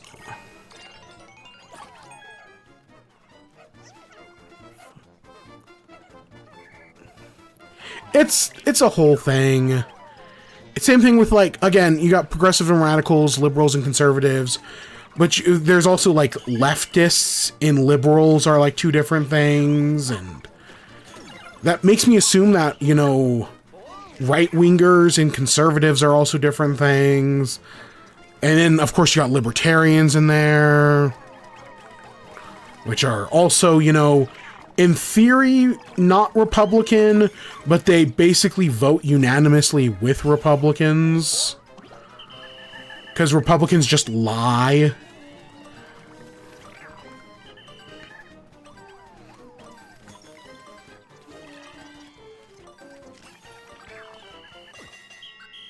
And God, don't even get me started on, like, QAnon.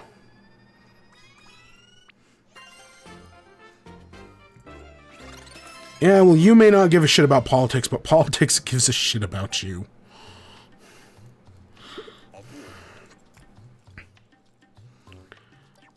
So any other food thing? No, I think... So right now, we've got a lot of... I feel like we've had a lot of food things in the past few weeks. But that's just because, you know, it's the new year. Everyone's been holding on to stuff because people don't put out, you know, people put out Christmas stuff and then they don't put out anything else around Christmas. So all the new stuff kind of waits until the new... It's like the opposite of movies, you know? Everyone puts out new movies before Christmas, so that way people have stuff to see on Christmas. And then there are, like, no new movies in January. It's kind of the same thing, like, you know, nobody puts out food stuff before Christmas because everyone's doing Christmas stuff. And now that Christmas is over, people are going to start putting out their non-Christmas stuff. You should vote. If not in federal elections, vote in local elections. Local elections get decided by, like, less than 100 votes normally. Your vote 100% matters in local elections. And you're in Texas. That's a swing. That's While it is not currently a swing state, it has the potential to be a swing state in the next decade. Things are changing. Things are changing, man.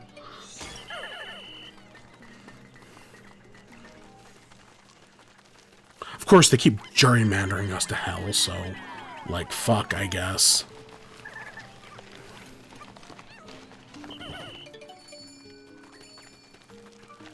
Swing state is where it's possible to go either Republican or Democrat.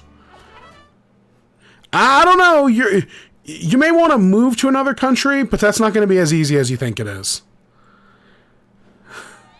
Trust me, there are lots of people who want to move to, like, Canada or New Zealand. It's not as easy as you think.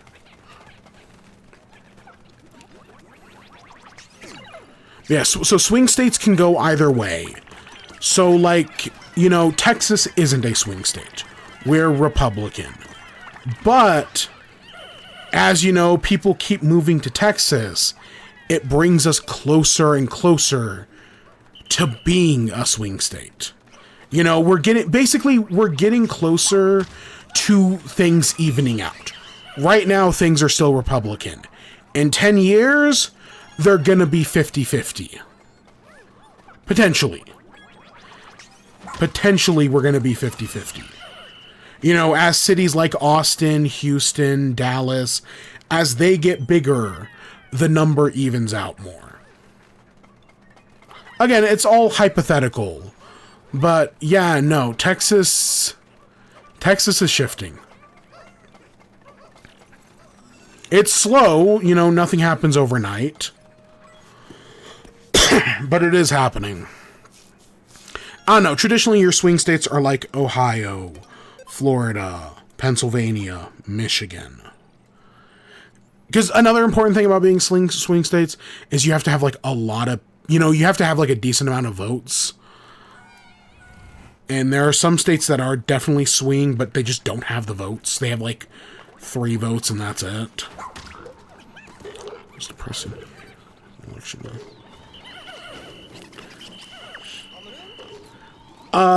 So yeah.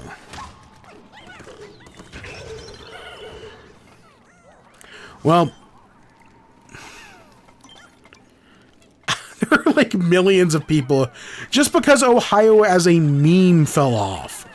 Ohio as a state is growing bigger every year.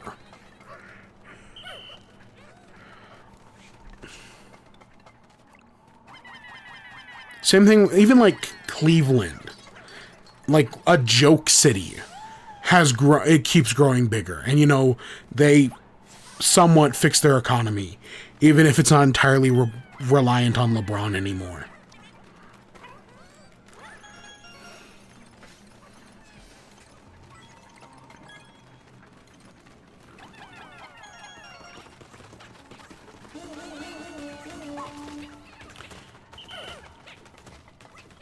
It's the most depressing year.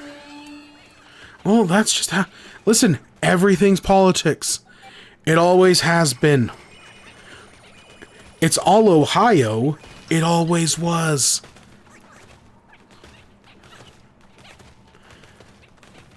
Well, guess what? The President of the United States is making your video games more expensive.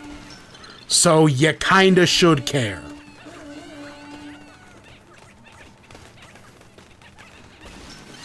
Cleveland I like is the Cleveland. I know so much about there's a guy on TikTok who's doing the Cleveland Browns. We're the Cleveland Browns. We punt. And because of that, I know so much more about the Cleveland Browns than I should.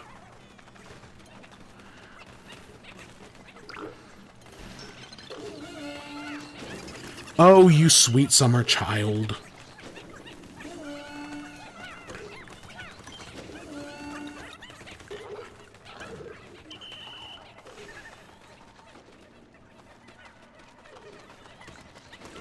Alright, so let's talk about Percy Jackson, shall we? So we're at Season 2, Episode 7, I Go Down with the Ship.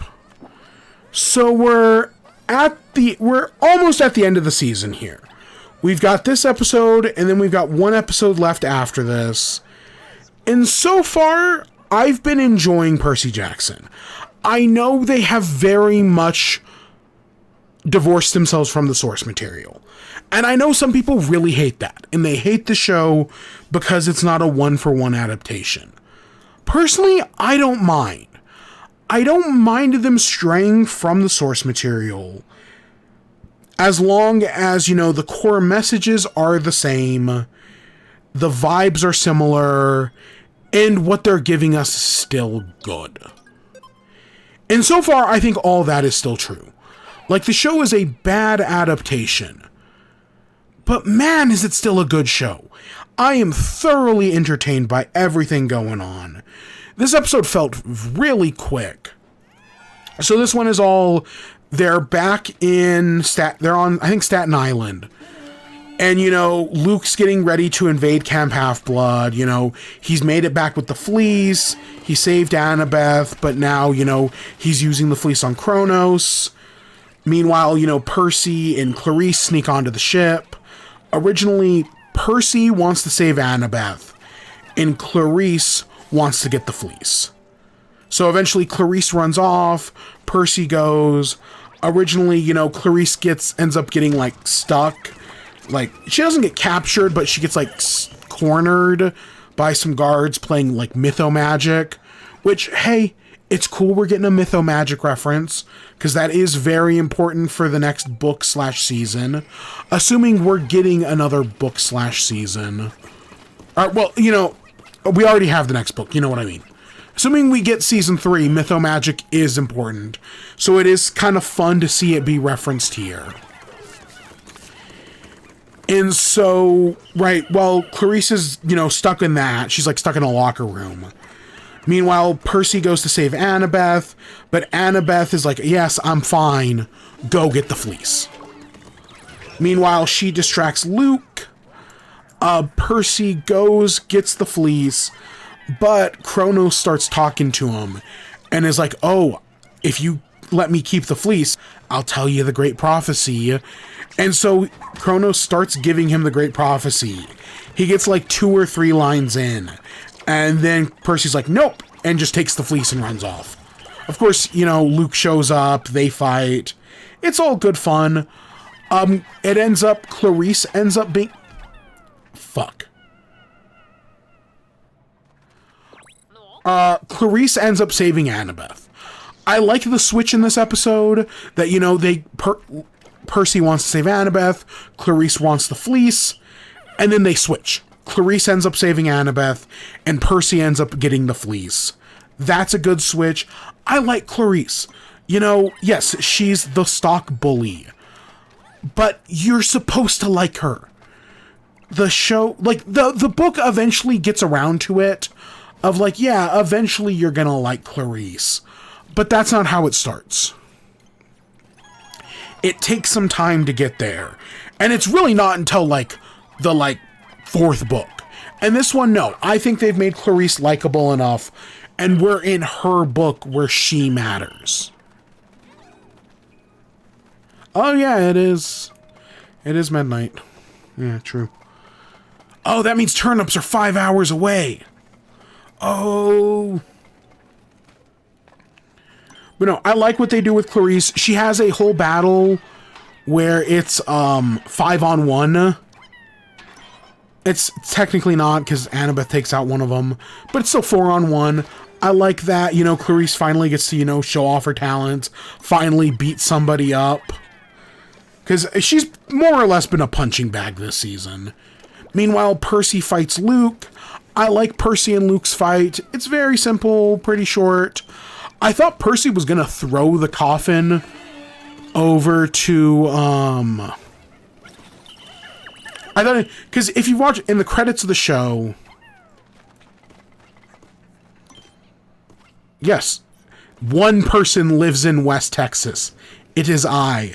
I am the only person in West Texas.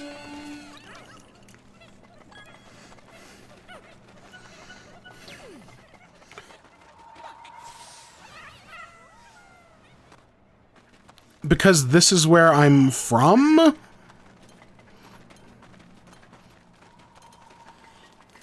I don't know. It's not much more complicated than that, old sport. Yeah. But no, I thought Percy was gonna throw the... Because in the credits of the show, you see the sarcophagus at the bottom of the ocean. So I thought Percy was gonna throw the sarcophagus overboard. He doesn't. But instead, Luke stabs him. And he's like stabbed and he's like dying in the elevator. And I'm like, why are you so worried? You have the fleece, just heal yourself. And that's exactly what happens. Is he just heals himself and walks away.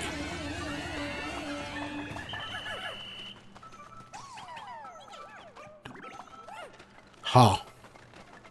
Ha ha. Hey, at least it's better than fucking Albany.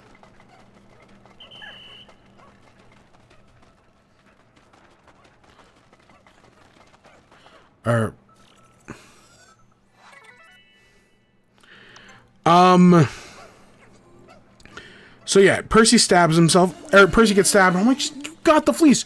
Just heal yourself. The one change... Okay, so in the first season of the show, I was fine with all the changes. The one change I didn't like was that Percy fails his quest. Percy fails the quest and brings back the lightning bolt a day late. I did not like that change in the first season. In the second season, the one change I don't like is that through her visions, Annabeth realizes that the fleece can bring Thalia back. That, you know, Thalia was turned into a tree, but if they use the fleece, they can bring her back to life. I don't like that change.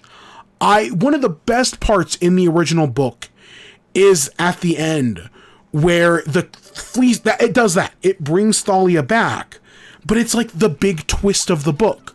Like, oh shit, Thalia's back. What about the prophecy?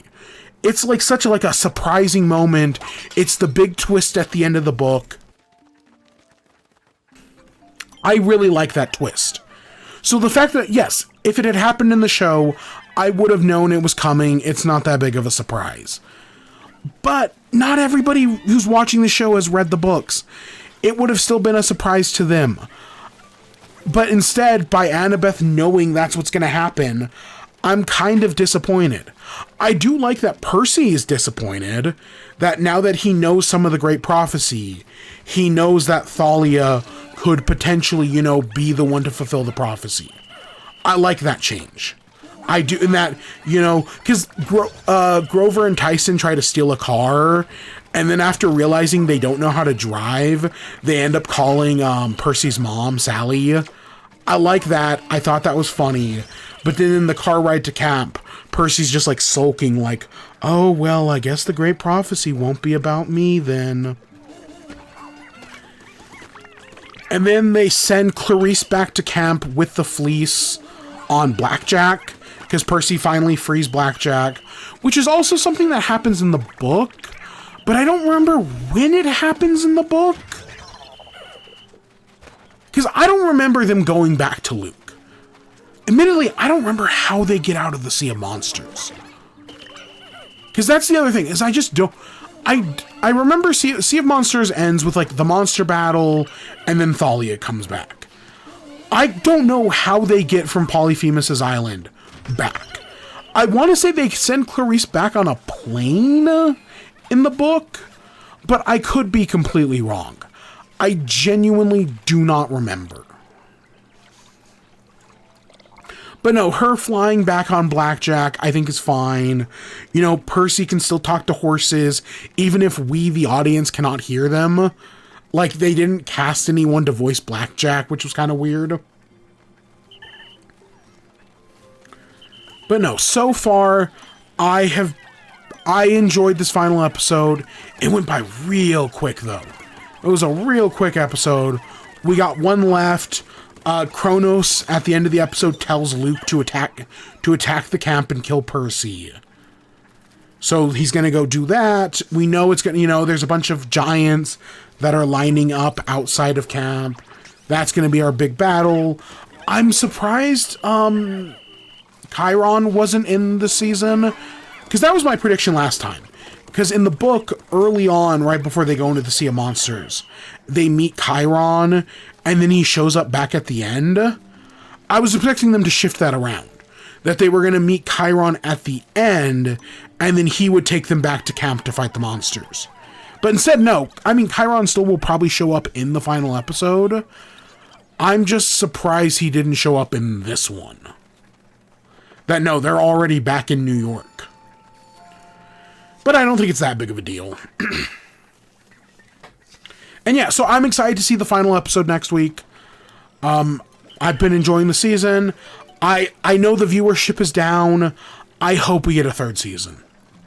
I really hope we get a third season. I want to see them do Nico and Atlas and all that. The third book might be my favorite. So I'm just excited for that.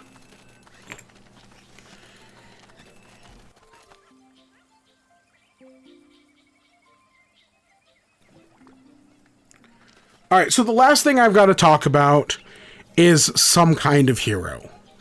So last week we talked about an audiobook called So Not a Hero, which was about a woman named Karen who used to be the villain Crushette, who, you know, after spending 2 years in jail, she gets out and she's given a chance to be a superhero who goes by the name KO. And this is a continuation of that. It's the second book in the series. We're still with KO. It's been about 6 months since the last book. You know, she's still working as a hero. She's trying to fix her relationship with her mom because her mom is dying of cancer. Meanwhile, you know, the villain, Martin, aka Dr. Maniac, is still out there. And he's like, oh, well, you know, we've got a truce right now between us and that you'll stay away from our child, but that truce isn't going to last forever. Not that we're going to make any progress on that in this book. That's for damn sure. So this book is all about, you know, she went from not being a hero to being some kind of hero. Because in the So Not a Hero thing was a line at the end of the last book. And this one, the line shows up much earlier on. She's battling, I don't know, like the Ironmonger. I can't remember. It's like the Mechanic or something like that. And she gets hit with a nuclear bomb, or a dirty bomb. And she gets stuck in a radiation chamber for a while.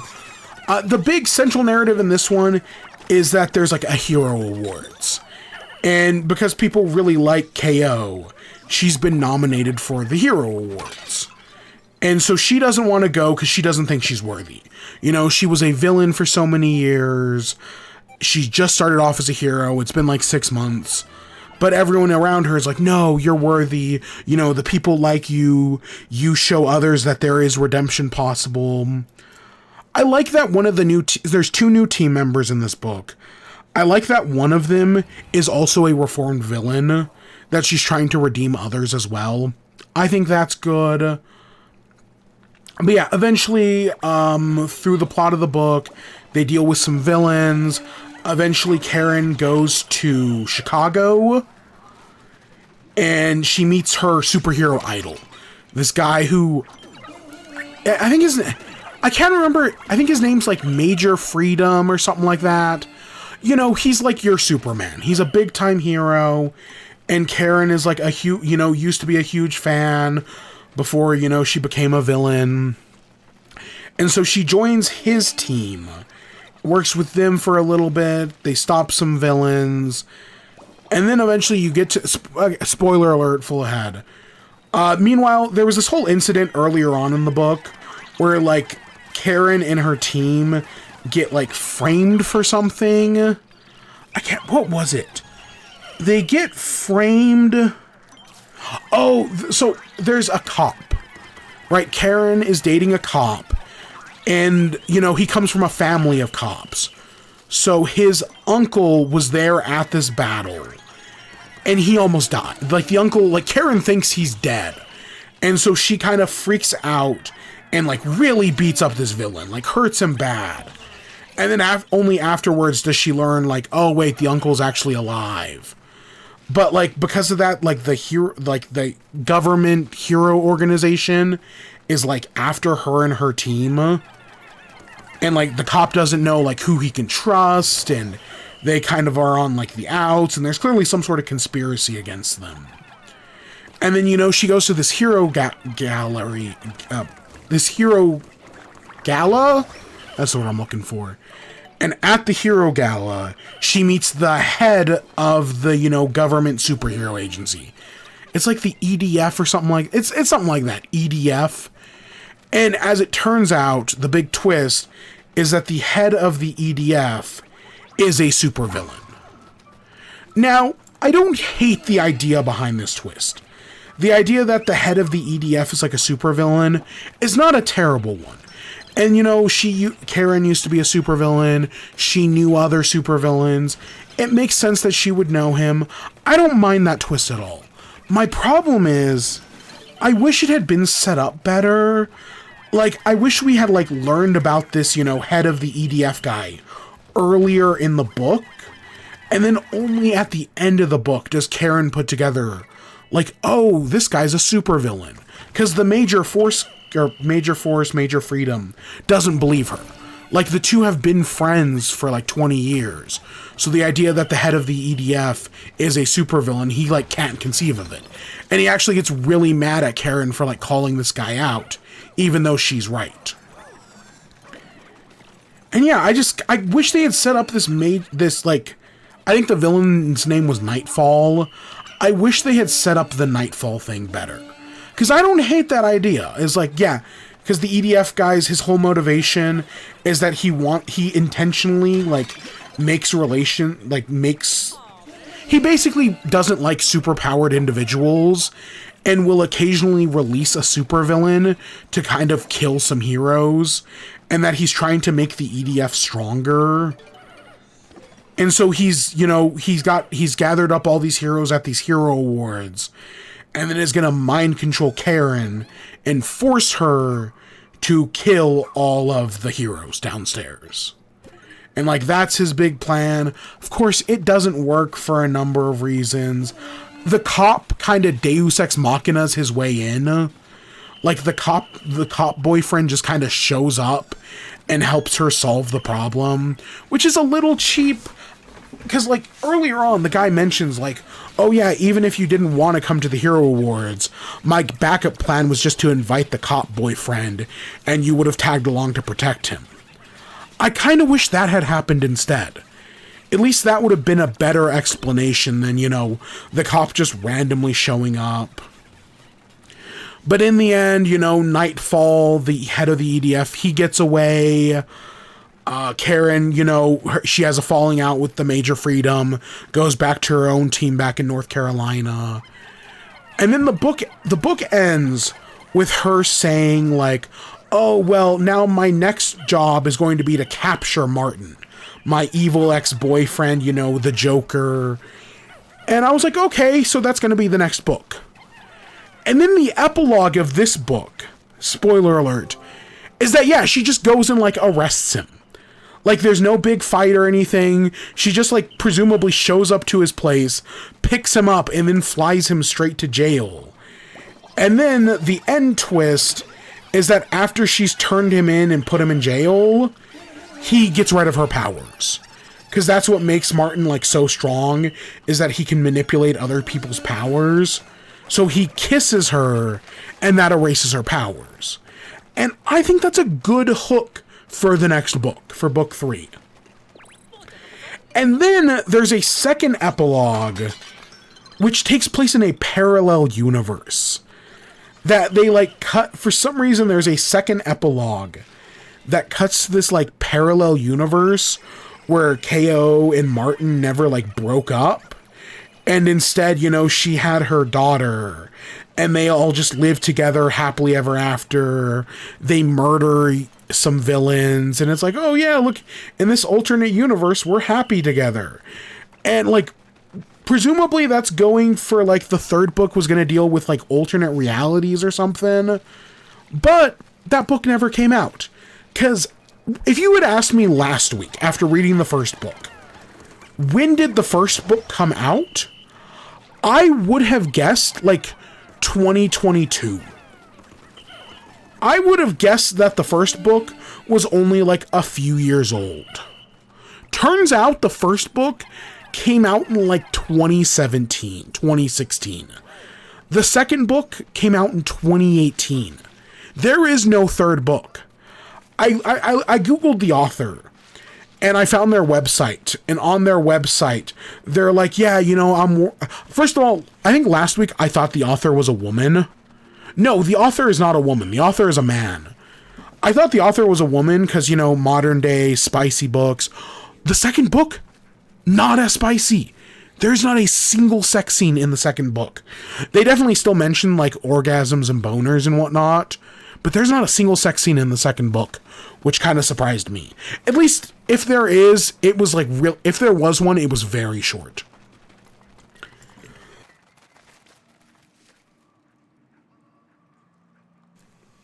But yeah, I thought the author was a woman. No, the author's a man, and it's just like I read their like last blog post, and it was like, hey, I'm working on a new book called like Breaking Daylight or something like that.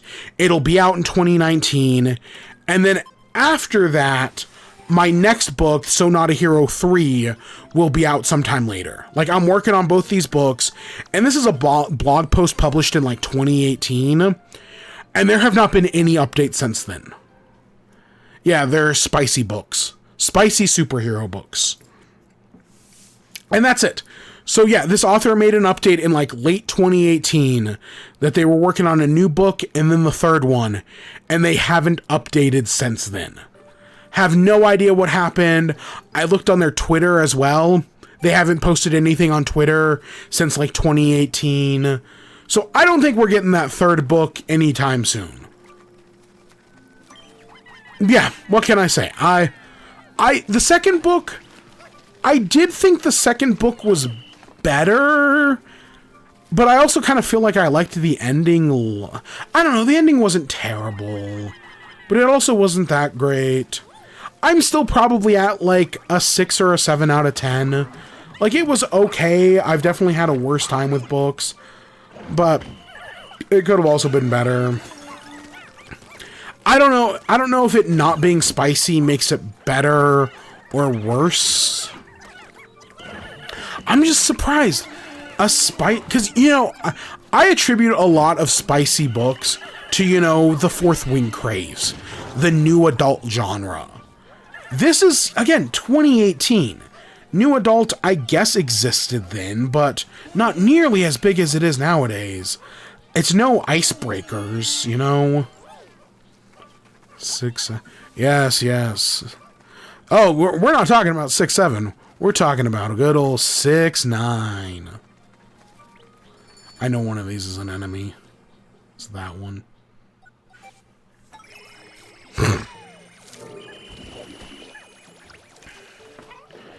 But yeah, I finished the book. That's it. That's the last one. You know, the author hasn't done anything in 7 years now, so maybe that'll change. You know, maybe randomly one of these days it'll just be like, hey, book 3 is out now. But I honestly don't expect that to change anytime soon. I'm just surprised they haven't posted, like, anything else. Like, even if they're not doing, like, if they hit the wall with book 3, I would at least expect something. Just like general posts. But nothing. Like, at least April Daniels, who does the Dreadnought series. Like, it's been years since Dreadnought 2. I at least see they post stuff on Twitter occasionally. Like, I at least know they're still alive. I could not tell you anything about this author. But I don't think it's that big of a deal. But yeah, those were, you know, So Not a Hero and Some Kind of Hero. They were okay. You know, I've read worse. I guess that takes us miscellaneous stuff. Pikmin's been fun. I don't know if I care for the no aiming assist. I think I've played this game so many times that I think I'm just kind of used to the aim assist, so not having it is actually kind of weird. But outside of that, you know, I definitely do notice the enemies have more health, but it's still fine. I've been Animal Crossing. We're 3 days in right now, and I've been having a great time. Starting a new Animal Crossing island has been a lot of fun. I'm having a good time. I'm really enjoying myself with Animal Crossing. I don't know how long that's going to last. I mean, we're only doing 30 days, but I've been having fun. I am kind of worried that I'm going too fast, because it was free on Audible, and I didn't know it was spicy. I only found out it was spicy, like, when the spicy scene started happening. Which, to be fair, that was the first chapter of the book. But still, I didn't know it was spicy until then. I didn't know. But yeah, no, I've been having fun with Animal Crossing. I've been having a good time. And I'm excited to do more. I'm worried I'm trying to like rush things, that because I know we only have 30 days, I'm worried we're going to run out of time. But I think it'll be fine. I think we'll be fine. I hope we're going to be fine. I mean, we got the shop opening tomorrow. We're hopefully going to do turnips tomorrow. I think everything will be okay. We've already unlocked the final area. Kind of. Yeah, I get that. I do a lot of audiobooks. Alright, so with that,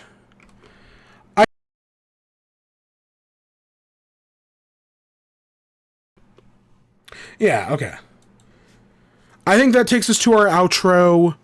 So, that explains. I was like, why did I mute? I hit the wrong button. I meant to hit the split button.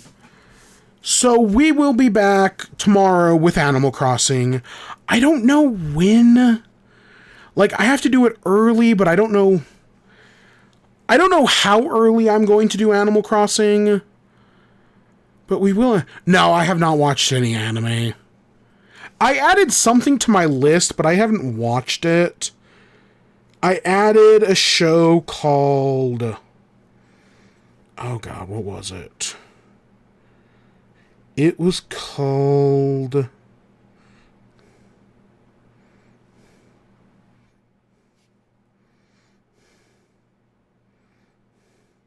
I have no idea.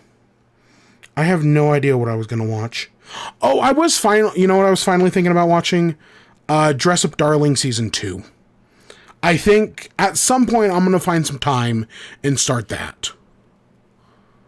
I don't know when, but at some point I'm going to sit down and watch Dress Up Darling Season 2. I don't know why I was thinking about that. There was something that happened recently that made me think like, oh, I should finally watch that. So maybe I will.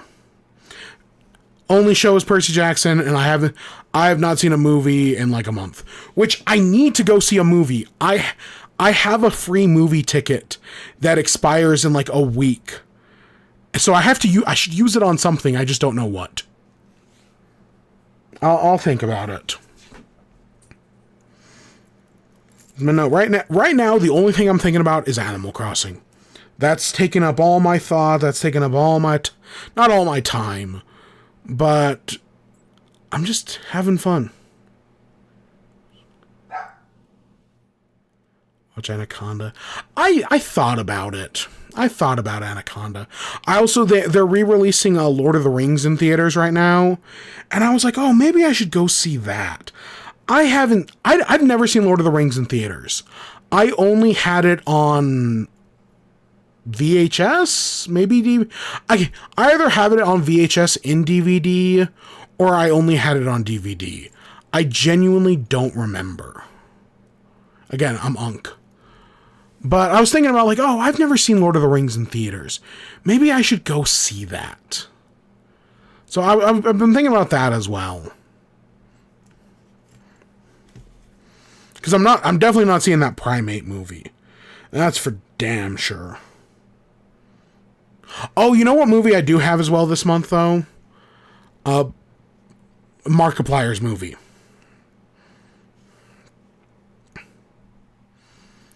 Markiplier's movie comes out on the 29th, 28th? Comes out at the end of the month. And I do plan on seeing that. That should be fun. Hopefully. I don't know. It's a horror movie, and I'm not a big horror guy, but yeah. I've heard Primate is very violent. Like, you can make anything scary given the right directing and like lighting and whatnot, but I've heard it's a very violent movie. Markiplier directed a movie. It's called Iron Lung, and it comes out on the 29th or 28th or something. I don't know. I bought tickets to it like 2 months ago.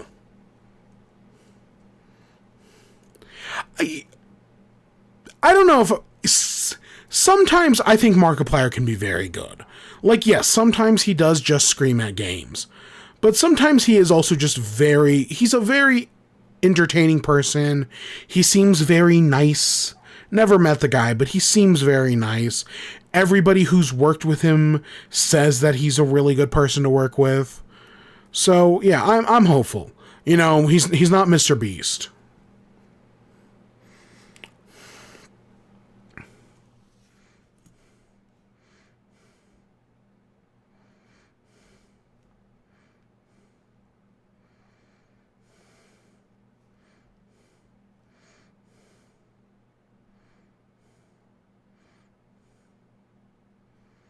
Oh, I could go see that. I hate Mr. Beast. The second season of Beast Games is airing right now, and I don't care. I don't care how many times you show the Costco guys. I just don't care. Because he's Mr. Beast. He's everything wrong with YouTube.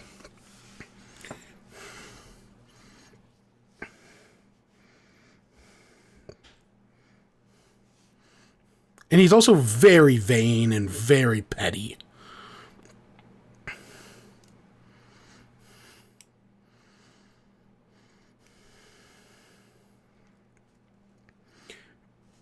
Mr. Beast cares about chasing the algorithm. That, you know, he's playing the game of YouTube. Which, I get it. YouTube is a game. He's very good at it. I'm very bad at it. I understand. But he's playing the game in a way that just takes all the fun out of it. He lives a very... Like, he's one of the richest people. But he just seems miserable. Because he's playing the game. And he's good at it, but it's costing him everything. And we've seen a lot of, YouTubers retire over the past few years because they're tired of playing the game, of chasing the algorithm. And I get that. And I feel that chasing the algorithm makes for, it gets you more viewers, but it makes for worse content. And I'd rather have someone who, you know, cares less about the algorithm and cares more about what they're putting into their work. Yeah, I say that, but I haven't watched Doug in years. I do like Doug, though. I did. Oh, and then he's dealing with the you know, you talk about money. He's dealing with the Saudis. That's not good. You don't... You know, we have that whole Rafid Comedy Festival. That's just messy. I don't even... Which Doug challenge? There's multiple of them. Which one are you referring to?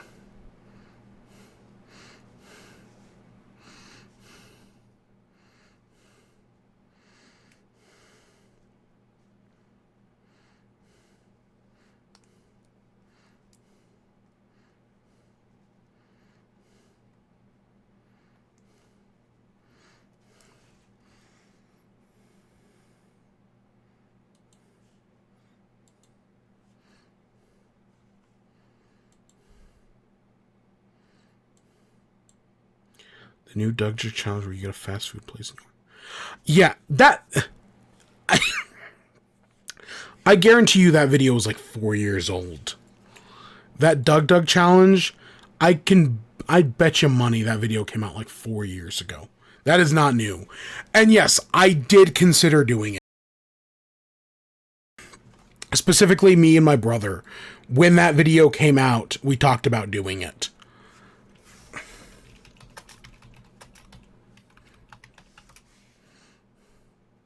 Okay, it's only 2 years old. Still, that video's old. That's a long time in internet years. And I definitely did consider doing it at the time.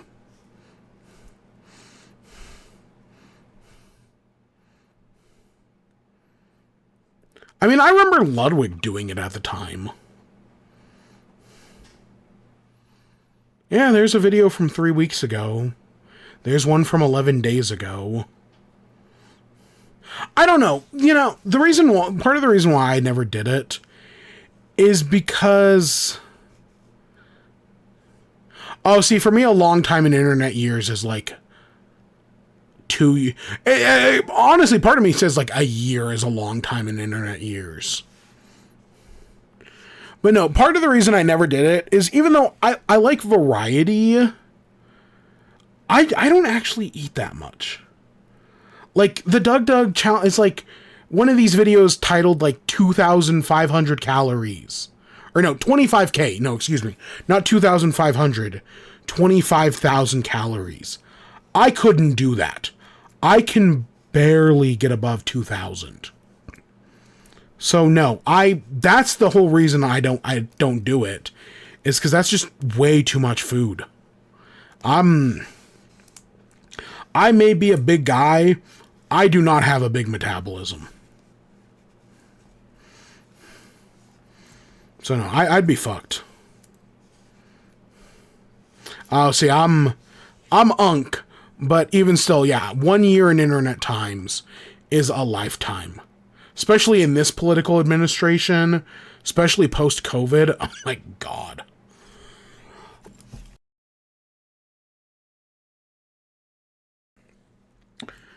Okay, but no, not Muscle. The other kind of big guy. Okay, but I do have to end off, because I gotta get up tomorrow for turnips.